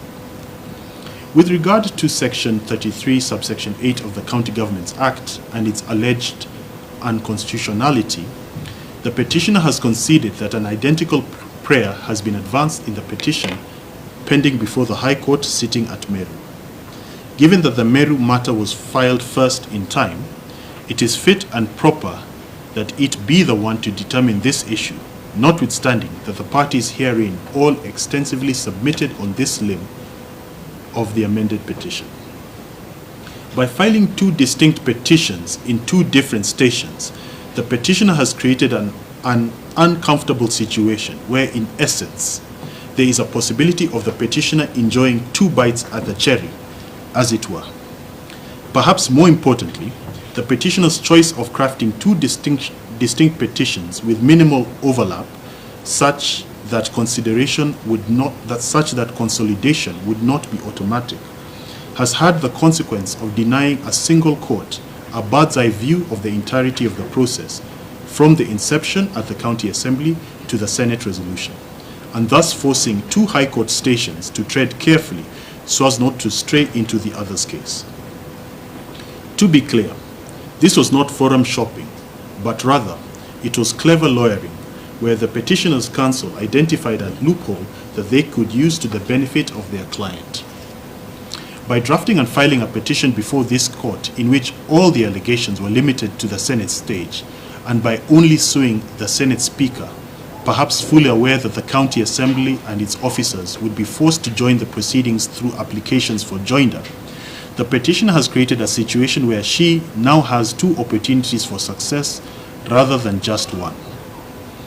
As discussed earlier under the limb of the court order and whether it was violated, this court is limited by the amended petition to only the Senate stage aspect of that limb, with the petitioner still having another opportunity in the County Assembly stage challenge of the same limb, which is pending before the High Court in Meru. As we continue to fine-tune the practice and process of litigation in the High Court on the subject matter of gubernatorial impeachments, this is certainly a loophole that must be firmly closed by the courts in future impeachments, if a similar situation were to arise. This would not only make adjudication of the dispute more wholesome and comprehensive, but it would also ensure that all the petitioner's grievances are laid before a single court, which would be able to take a holistic view of the matter rather than being constrained to a more limited view.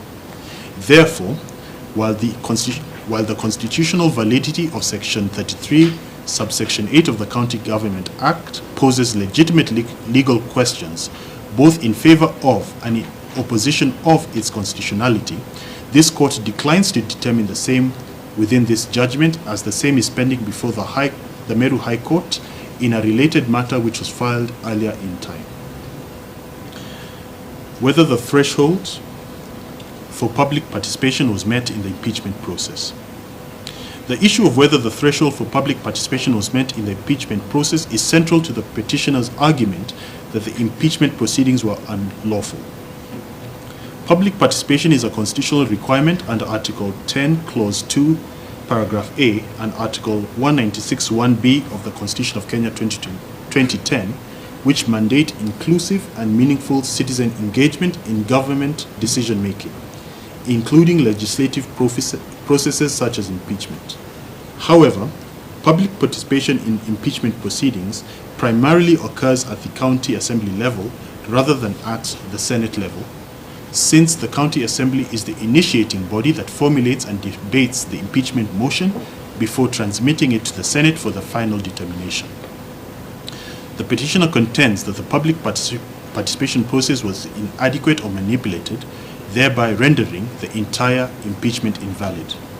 However, the respondent and the interested parties who support the respondent maintain that public participation was conducted in compliance with legal requirements, and any challenge to its inadequacy should be directed at the County Assembly rather than the Senate. Once more, this court is treading delicately so as not to stray into the province of a petition that is pending before the High Court in another station, and thus refrains from an in-depth analysis and determination of this issue, despite the parties having canvassed it at great length. This situation, as stated earlier, is a direct consequence of the drafting and filing choices made by the petitioner, which resulted in two live but distinct petitions pending before the High Court sitting at Meru and sitting at Milimani, Nairobi. Given that the petitioner has not sought adverse orders against the County Assembly, the court finds it procedurally improper to determine this issue in the present petition, as it is already being addressed in a separate case before the Meru High Court, in which the matter of public participation is at the core of the petitioner's grievance against the County Assembly. For the purposes of this amended petition, it is the finding of this court that the amended petition has not shown a correlation between its allegations on public participation and justiciable grounds against the respondent and the Senate within the four corners of the amended petition that is before this court. The next issue, whether the threshold for impeachment of the petitioner was met. The question of whether the threshold for impeachment was met revolves around two key legal considerations: whether the charges against the petitioner constituted valid grounds for removal under the Constitution, and whether the High Court should conduct a merit review or a process review of the impeachment decision. The petitioner and the interested parties who are in support of the amended petition contend that the allegations against her did not amount to gross misconduct, abuse of office, or gross violation of the Constitution, as required under Article 181, Clause 1 of the Constitution. On the other hand, the respondent and the interested parties who oppose the amended petition argue that the charges presented before the Senate were serious and substantiated, thus meeting the legal standard for impeachment. The Constitution of Kenya 2010 under Article 181 Clause 1 states that a governor may be removed from office for 1. Gross violation of the Constitution or any other law; 2. There being serious reasons to believe the governor has committed a crime under national or international law; 3. Abuse of office or gross misconduct; or 4. Physical or mental incapacity to perform the functions of the office. These requirements are mirrored in Section 33 of the County Governments Act, which outlines the procedure for impeachment, requiring an initial resolution by the County Assembly followed by a Senate hearing and vote. The Senate is tasked with evaluating the sufficiency of the charges and determining whether the evidence meets the constitutional threshold. Courts have consistently ruled that impeachment is not a purely political process, but one that requires objective and verifiable evidence of wrongdoing. Several landmark cases have clarified the legal threshold for impeachment, reinforcing the principle that impeachment must be based on substantive proof of serious wrongdoing. In Martin Nyaga Wambora v. Speaker of the Senate and others 2014, the Court of Appeal held that impeachment must be based on evidence of gross violations of the law, not on minor procedural errors or political differences. The decision emphasized that governance mistakes or administrative inefficiencies do not automatically amount to gross misconduct warranting removal from office. Similarly, in Governor Ferdinand Waititu v. County Assembly of Kiambu and the Senate 2020, the High Court ruled that impeachment should not be misused as a tool for political maneuvering, but must be based on serious and substantiated allegations. In another seminal case, Mike Sonko v. County Assembly of Nairobi and Senate 2021, the Supreme Court clarified that the threshold for impeachment requires proof of gross misconduct and significant breaches of the law. In the current case, the Senate reviewed the allegations against the petition and found that they met the threshold for gross misconduct under Article 181(1), meaning that the charges were serious enough to warrant removal. Applying this principle, if the Senate found the allegations against the petitioner to be serious, backed by evidence, and meeting the constitutional standard, the impeachment should stand. A crucial legal question in this case is whether the High Court should conduct a merit review, reassessing the correctness of the charges and the evidence, or a process review, assessing whether due process was followed. Courts have consistently ruled that judicial review of impeachment should focus on ensuring procedural compliance rather than assessing the merits of the charges. In the Supreme Court case of Peter Munya, the Apex Court emphasized that judicial intervention in constitutional processes should be limited and should focus on procedural fairness rather than the correctness of legislative decisions. Similarly, in Wambora v. Speaker of the Senate and others, Supra, the Court of Appeal held that the High Court's role in impeachment cases is to ensure that the process followed the legal and constitutional requirements rather than substituting its own judgment on the allegations. The Supreme Court further reinforced this position in Sonko 2021, where it ruled that the Senate and County Assembly have the constitutional authority to determine impeachment matters, and courts should only intervene where there are clear violations of due process. Applying these principles to the present case, the High Court is not required to assess whether the Senate made the right decision, but should only determine whether the procedure followed was fair and constitutional. A proper reading of these decisions in light of the Constitution requires that this court can only engage in a merit review of the decision of the Senate if the decision of the Senate on the applicable law and/or evidence was so profoundly incorrect that no reasonable quasi-judicial body properly applying its mind to the law and the facts would have arrived at that conclusion, notwithstanding the procedural compliance of the process.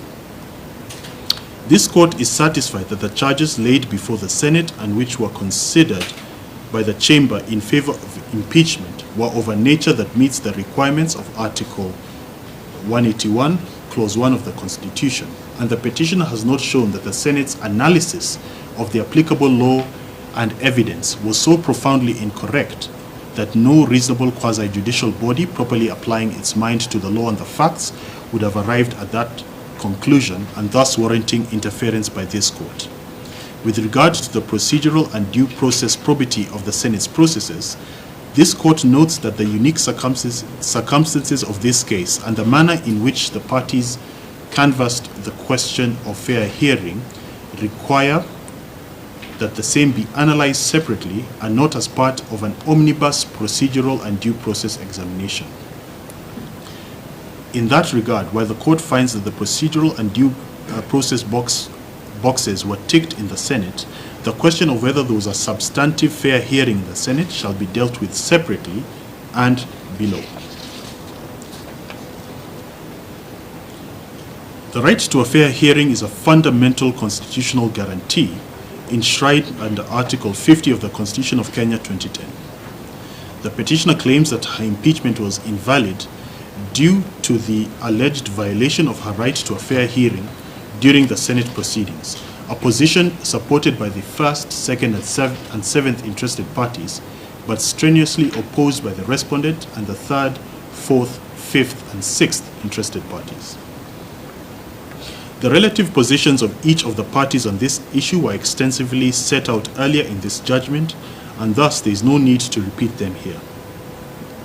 From those extensive articulations of their relative positions, it is clear that the issue of fair hearing has 5 distinct sub-issues, being A, whether the petitioner was afforded sufficient opportunity to present her case; B, whether the senators were given adequate time and opportunity to consider the matter; C, what is the probative value of the statements both during and after the fact by a section of the senators;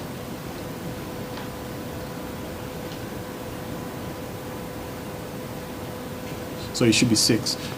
D, whether there were disruptions or disorder of a nature as to deny the petitioner a fair hearing; E, whether in the Senate proceedings the petitioner was subjected to discriminatory or unfair treatment; and F, whether there is evidence that there was a preconceived outcome and thus the hearing before the Senate was a sham. The question of whether the petitioner was afforded a sufficient opportunity to present her case requires an examination of both the individual milestones in the hearing process as well as an overall view of the entire Senate process. In both aspects, the petitioner has provided evidence in the form of the Hansard that shows that the procedural milestones were met and they were of a sufficiently proper nature as to insulate them from an adverse finding by this court. The petitioner may disagree with the overall outcome of those steps and how they connected as a whole, but the petitioner has not shown a deficiency in each or in all as a collective that would require this court's interference. Another aspect of the petitioner's argument is that she was only given 2 minutes to make a personal statement at the conclusion of the proceedings and that she did not get the chance to deliver it. However, the court's review of the Hansard and video recordings indicates that the Speaker of the Senate granted her the opportunity to speak. The uncertainty regarding whether she remained silent by choice or whether there was a technical issue with her microphone does not alter the fact that she was given the opportunity to address the Senate.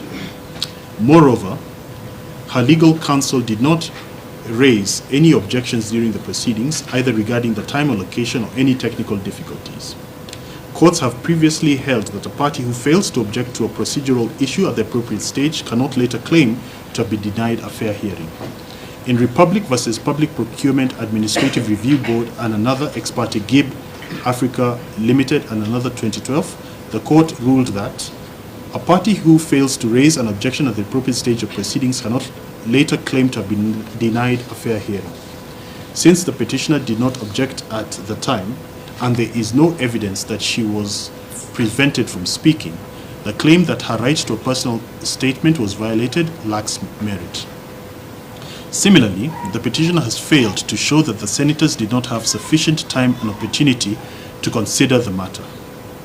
The respondents and the interested parties who oppose the amended petition are correct in stating that it is not for this court to impose its own view on how much time should have been allocated or how the matters should have been laid before the senators, but rather to see if they meet the basic requirements of a fair hearing. I note that the impugned resolution process commenced substantively with the Senate's decision not to have a special committee hear the matter and prepare a report which would be voted on by the House, excuse me, but rather have the entire Senate sit as a committee of the whole House and vote as the special constitutional procedures applicable require. This, to my mind, meant that each senator who participated had sufficient time and opportunity to consider the matter.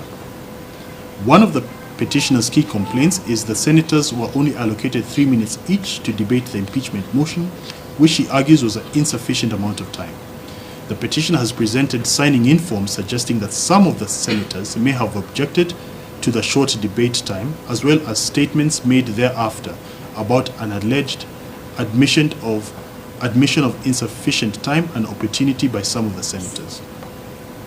However, for such an argument to hold legal weight, the petitioner should have ensured that the senators who felt constrained by the debate time had sworn affidavits confirming that they were unable to effectively express their views and consider the matter and file them in these proceedings.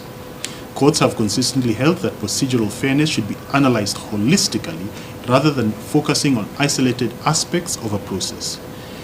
In JSC versus Mbalu Mutava and another 2015, the Court of Appeal emphasized this point. Applying this principle, this court finds that the limited debate time did not compromise the fairness of the proceedings, as the impeachment process did not involve a committee report requiring lengthy deliberations. Additionally, senators had access to the impeachment report beforehand and were given an opportunity to ask questions and deliberate before the proceedings. Therefore, the claim that the short debate time rendered the hearing unfair is not substantiated. The petitioner also argues that the impeachment proceedings were chaotic and disruptive, thereby affecting the fairness of the process. However, an examination of the petitioner's own video evidence, as well as the official Hansard, does not support the claim that the chaos was of such a nature that it negatively impacted the fairness of the hearing. Courts have previously ruled that not every procedural irregularity renders a process unfair. Only those that materially affect the fairness of the proceedings are considered grounds for judicial intervention. In Dry Associates Limited versus Capital Markets Authority and another 2012, the court held that not every procedural irregularity is fatal. Only those that cause substantial prejudice to a party's rights will justify the setting aside of a decision. In this case, the court has determined that while the proceedings may have been politically charged, there was no significant disruption that prevented the petitioner from presenting her case effectively.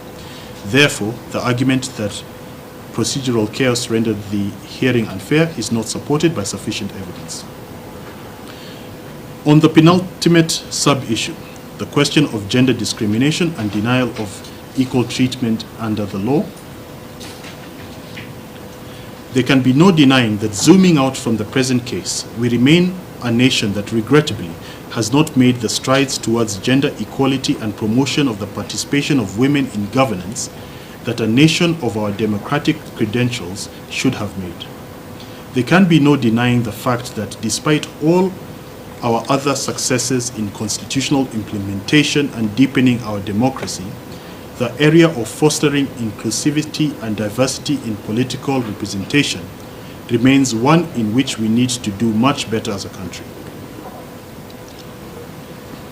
It is difficult for women to successfully demonstrate gender bias and denial of equal protection of the law in the governance arena, because more often than not, these biases and discriminatory treatments are not brought out starkly by those who perpetrate them, but rather they are subtle yet significant actions, decisions, and omissions that create an unequal playing field for women.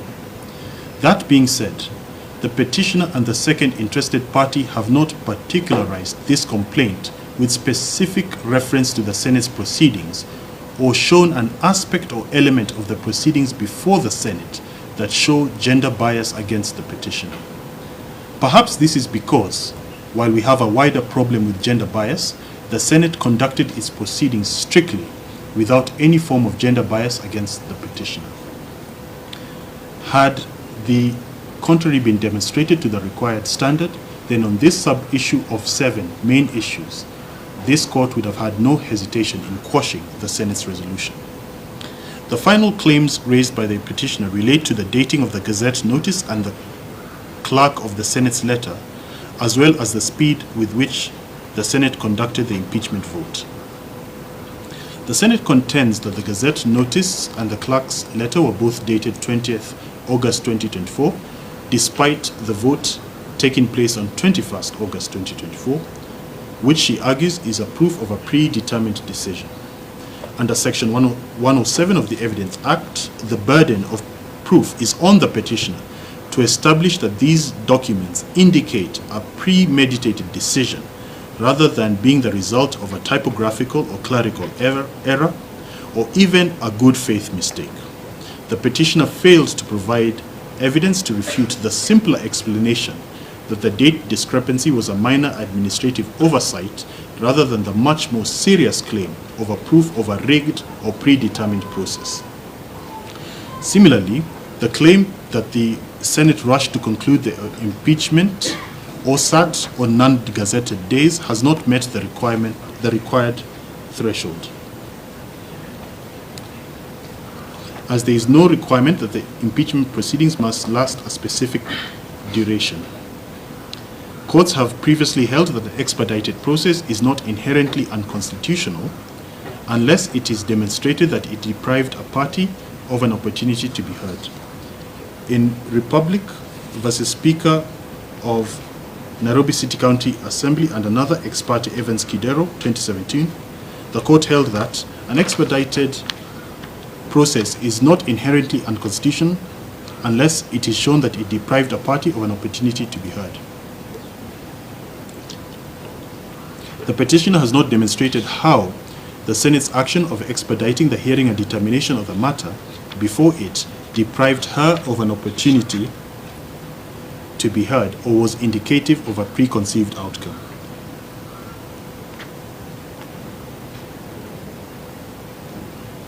An analysis of all the applicable evidence demonstrates that the petitioner was accorded all the procedural safeguards necessary for a fair hearing, including the opportunity to present evidence, respond to both allegations as well as questions from the senators, oppose the county assembly's position, and make a final statement.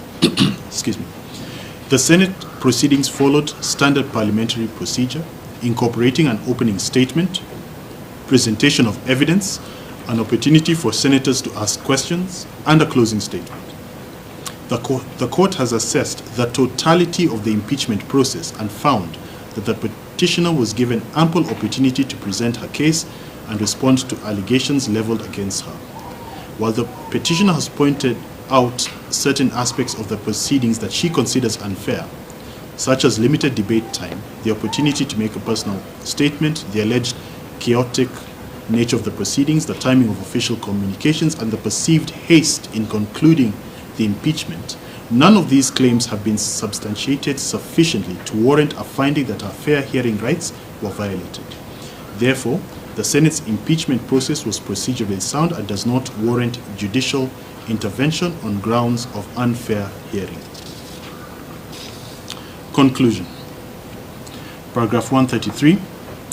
Gubernatorial impeachment is an invaluable safeguard against impunity and abuse of office that must be jealously protected. It must not be allowed to become an avenue for fighting political proxy wars or resurrecting the ballot box contestations that were determined by the electorate when it chose a particular candidate to hold the office of governor. In that regard, the Senate, as a national legislative body that is able to rise above the din of the county-level gladiatorial arena, is uniquely placed to safeguard the sanctity, probity, and vitality of this very important accountability measure. Watering down impeachment, lowering its bar too low, or allowing it to become a facade that masks hidden political interests runs the risk of Kenyans losing confidence in the process.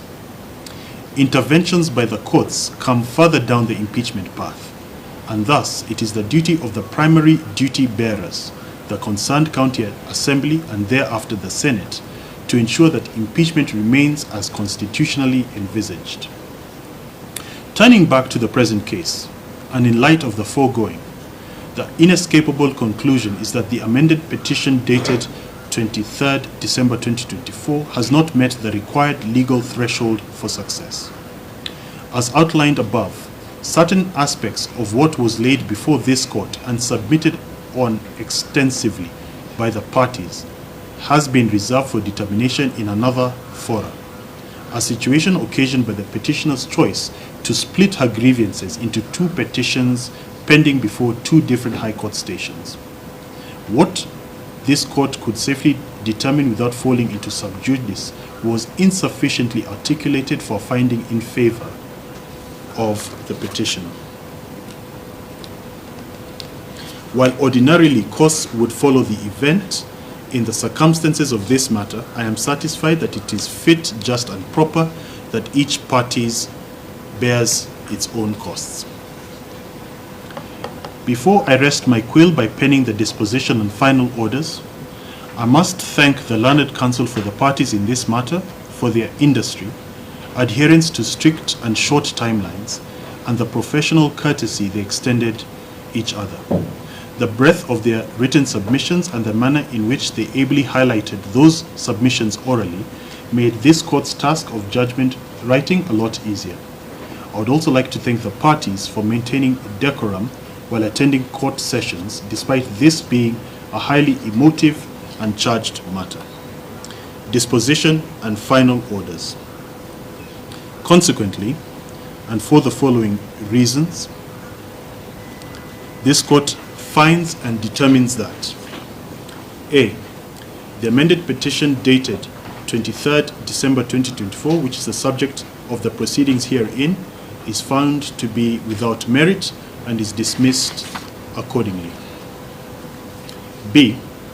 The Gazette Notice number 10351, volume CXXV1, number 130, dated 20th August, published on 21st August 2024, and issued by the respondent communicating the decision and/or resolution of the Senate to remove the petitioner from office as the governor of Meru County by way of impeachment is affirmed for the purposes of these proceedings. C. Consequent to A and B above, the subsequent constitutional and statutory actions are free to take place as per the applicable timelines. And D. Each party shall bear their own costs. Dated, signed, and delivered in open court on this 14th day of March, 2025.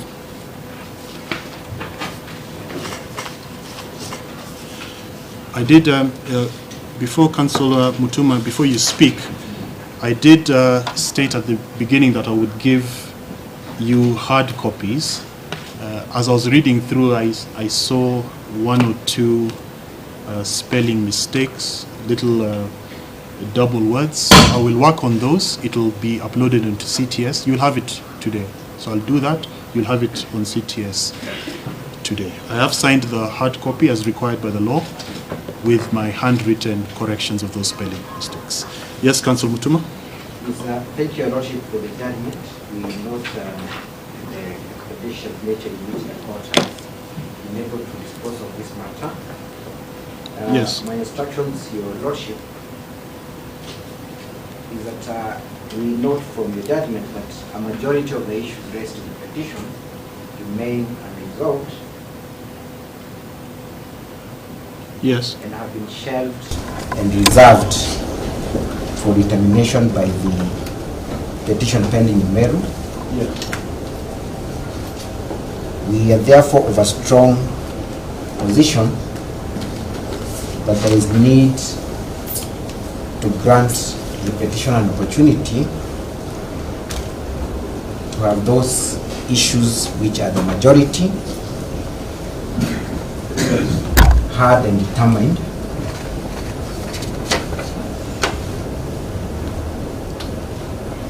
Yes.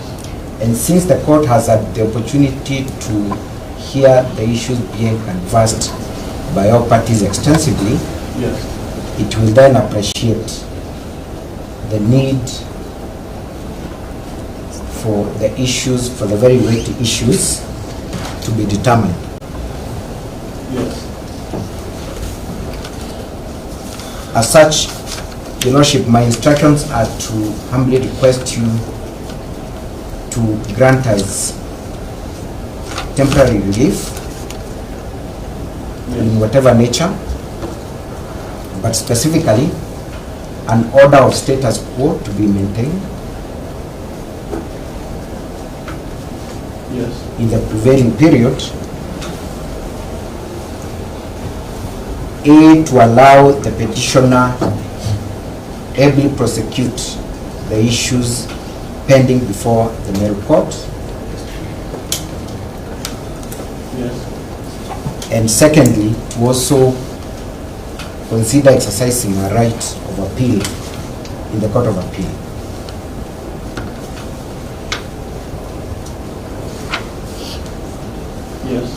This order of status quo, Your Lordship,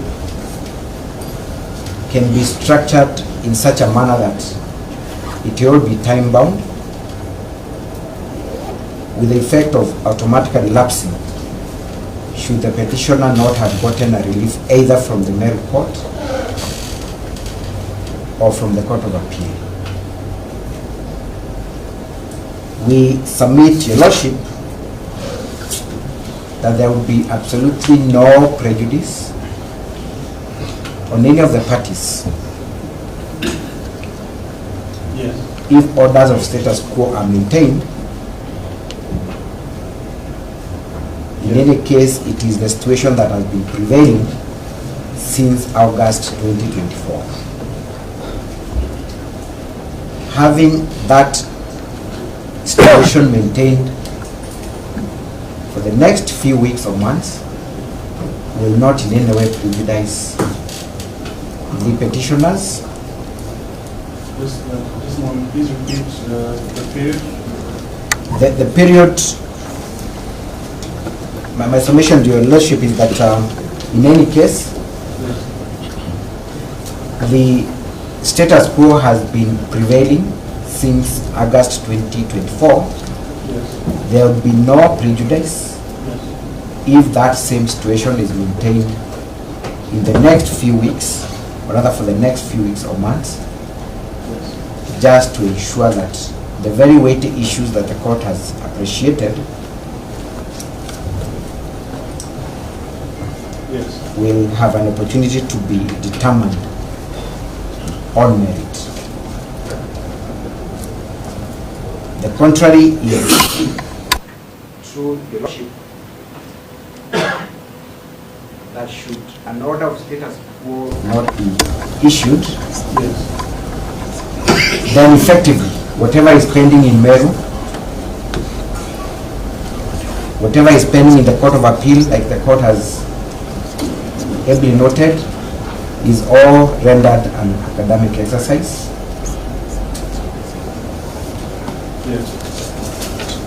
By dint of Article 23, we humbly request the court to issue conservatory orders post-judgment. And to expedite our next move, Your Lordship, we humbly then request the court to direct the Deputy Registrar to supply us with typed proceedings in this matter.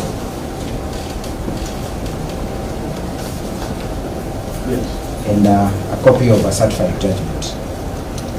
That is all, Your Lordship.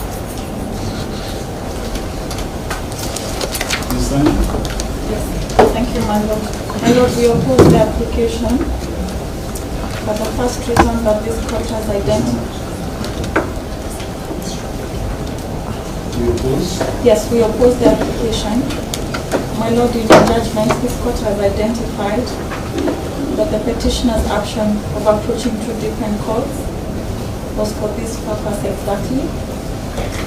This application is meant to dismiss the respondents from enjoying the fruits of the judgments after this court has started and had practice on merit. I know it is not true that there will be no prejudice. The court has found that on merit, the Senate did conduct a proper process within the law Yes. And further suspending that process is not in the interest of justice. It is not in the interest of Article 10. And it is not what is envisaged under Article 181. Yes. My Lord, the petitioner having been found to be worthy of leaving office pursuant to Article 181, she has remedies in other courts, but at this point, this court is found insufficient. My Lord, the Meru court is seized of the matters pending before it, and you have rightly declined to deal with those matters. That court can make appropriate orders concerning this issue. That court can quash any process. They have the power to do that based on the material before them, which is not before you this afternoon. My Lord, in the Wajir impeachment case, the court quashed the impeachment and the process proceeded after that. But for this court to be asked to take action based on the matters before the court in Meru is not proper, and it is negating the judgment delivered this morning, and further suspending a proper decision of the Senate. My Lord, we oppose. Thank you.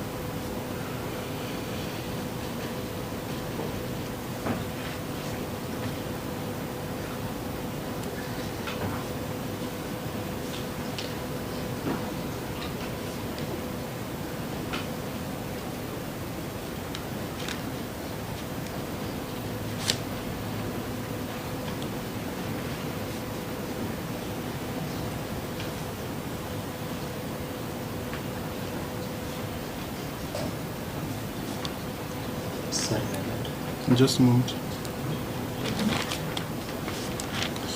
So we have quite a number of interested parties. So I will call on one from each side. First interested party, Councillor Lawi. Thank you, my Lord.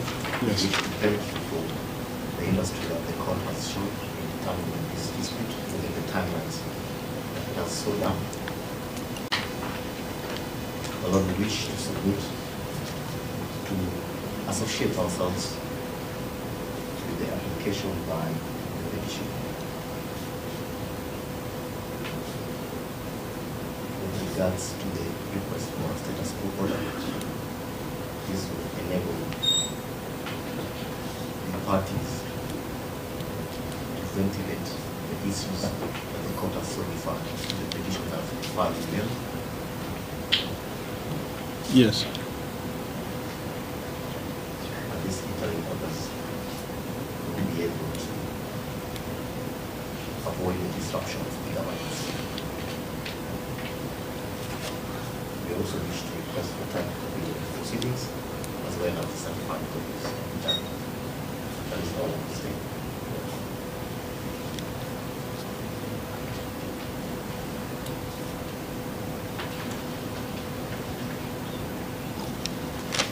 Councillor Kirimi. Thank you, my Lord. On behalf of the interested parties who opposed the petition, my Lord, first and foremost, to thank you for the good judgment that you've delivered. And my Lord, on behalf of all my colleagues who appeared before you, and as the senior most counsel perhaps who appeared before you,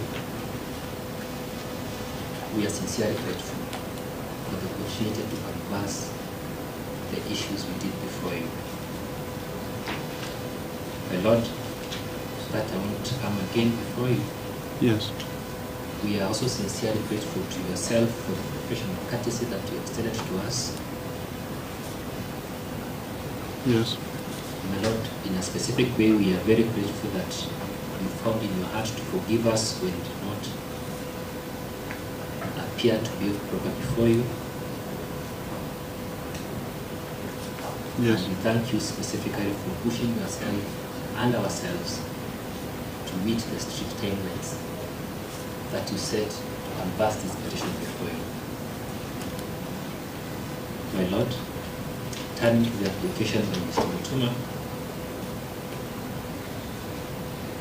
we do oppose the same. Yes. First, you are now franked as official. Secondly, my Lord, the weighty issues Mr. Mutuma is raising from the bar cannot be raised in an oral application. We would kindly suggest that the petitioner finds it proper to file a formal application before you for urgent consideration and for a formal opportunity to all parties opposed hereto to file a response. Thirdly, Your Lordship, by making any decision that would amount to a stay of the negative orders you've just granted, with all due respect, Your Lordship, you will be sitting on an appeal of your own decision. My Lord, this court will be making its orders appear inferior to orders of other courts. We urge Your Lordship not to be persuaded at all to grant any orders of status quo. My Lord, fourthly, yes, there is grave injustice and prejudice that is going to be suffered by the people of Meru and the voters of whom I represent by an order of status quo or stay or an umpteenth time applied for conservatory order. My Lord, that will be in breach of Article 10 and Article 1 of our Constitution. My Lord, fifthly, we are alive that the petitioner has a right to appeal against the decision. The superior courts may grant orders of stay if they are properly seized of that legal mandate. But Your Lord, as far as you're concerned, you've done your work. We kindly ask you not to allow a stay of that decision even for a second. People have never been waiting for this judgment. The court has rendered itself. It's upon all of us as parties to take up our other rights, and the constitutional frameworks and set standards should now take effect. We are established. thank you. So give me about 5 minutes to write. Yes. The amount displayed for the website.